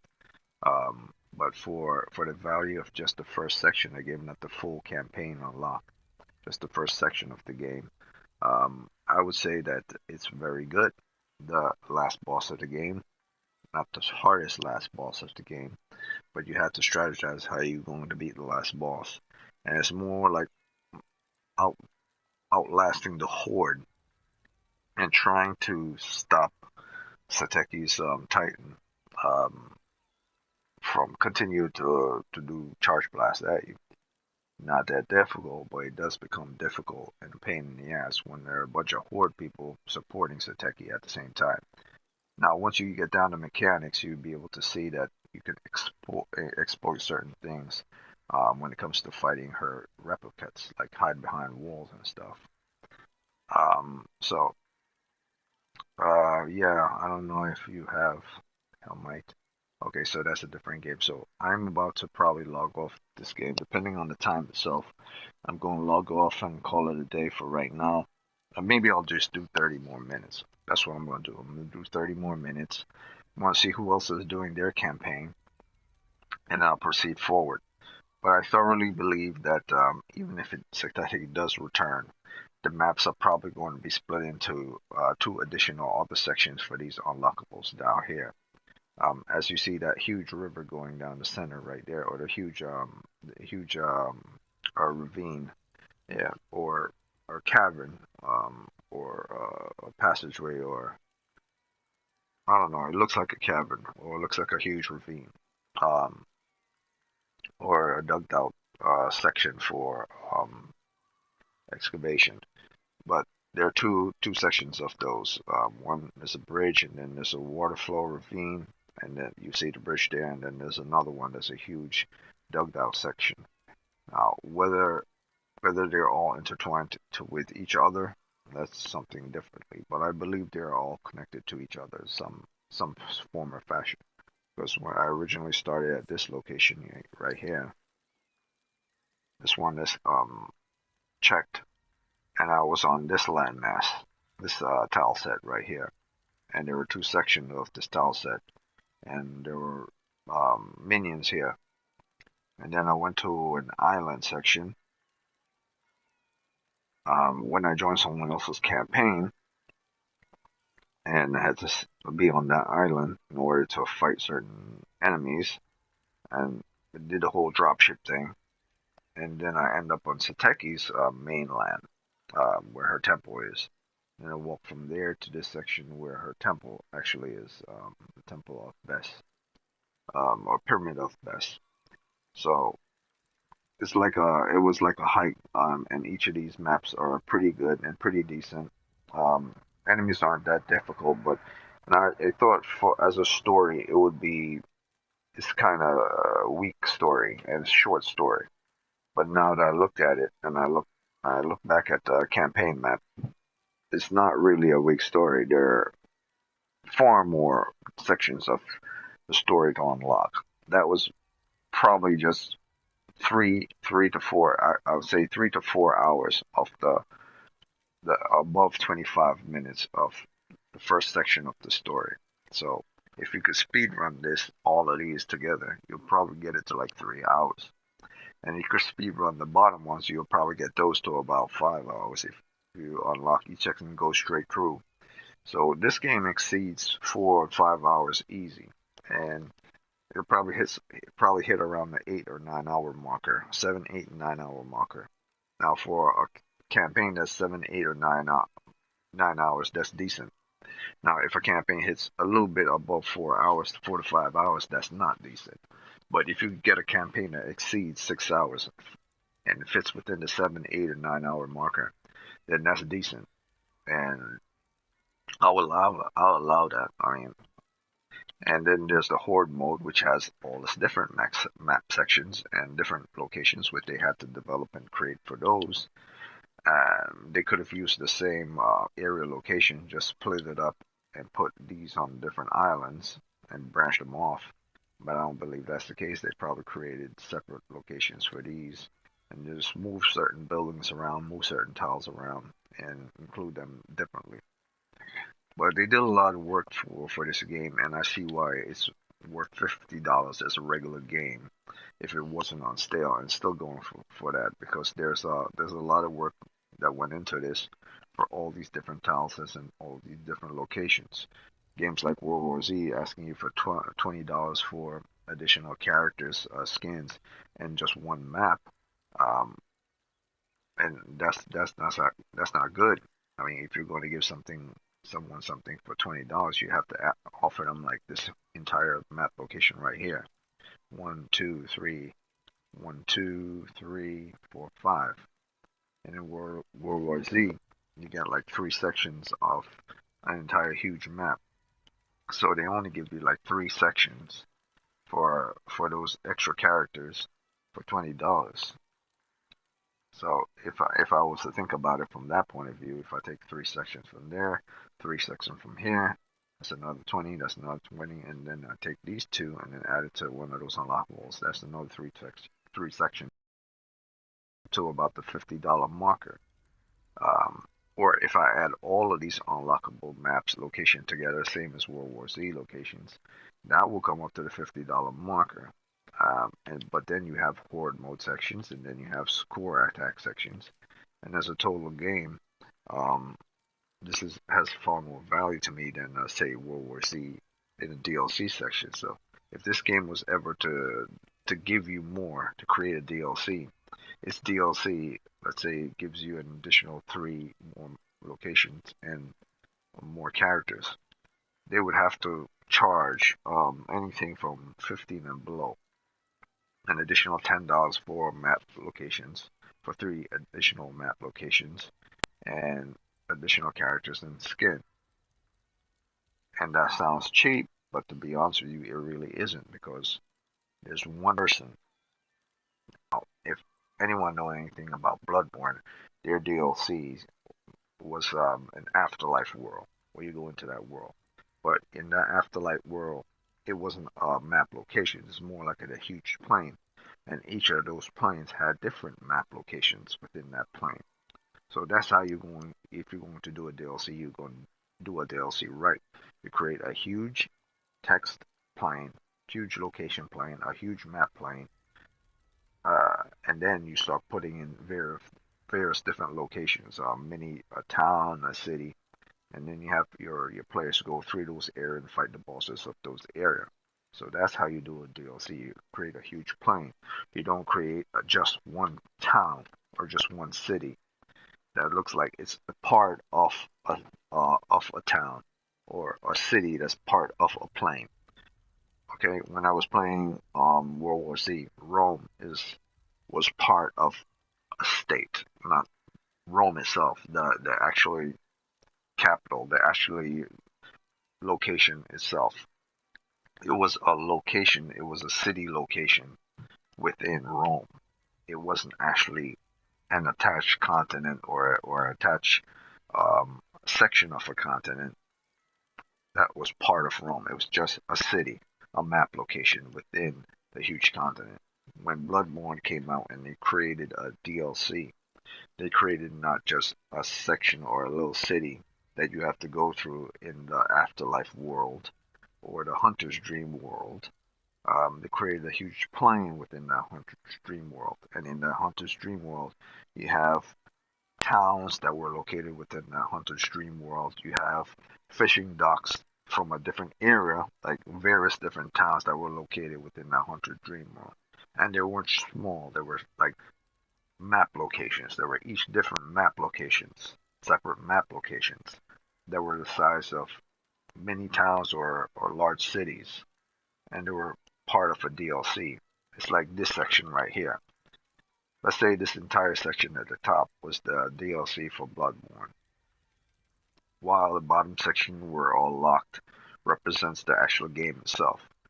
That's still a huge landmass to go through for a DLC because you have to take over and destroy anyone or all the bosses here, and then you have to go here, find and discover things and unlock things, and then acquire weapons and fight the bosses here. Then you have to go to an island over here. After you teleport or go to a hunter's dream, back to your location in your hunter's dream, or a separate version of the hunter's dream there. And then you have to go to new boss locations, which will be here on an island or something.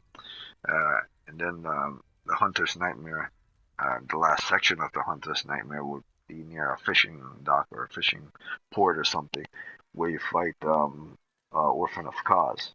So it wouldn't just be even if they were all attached to each other on a huge plane, they would have to be separated so distinctly that you can't tell it's still one separate one singular map location that felt linear. When I was playing the World War Z game, it felt very linear. It felt very tight. It didn't feel open. And when I was running through the city, I felt like I was just playing one singular location, like this check mark right here, or two singular locations within this one check mark plane here.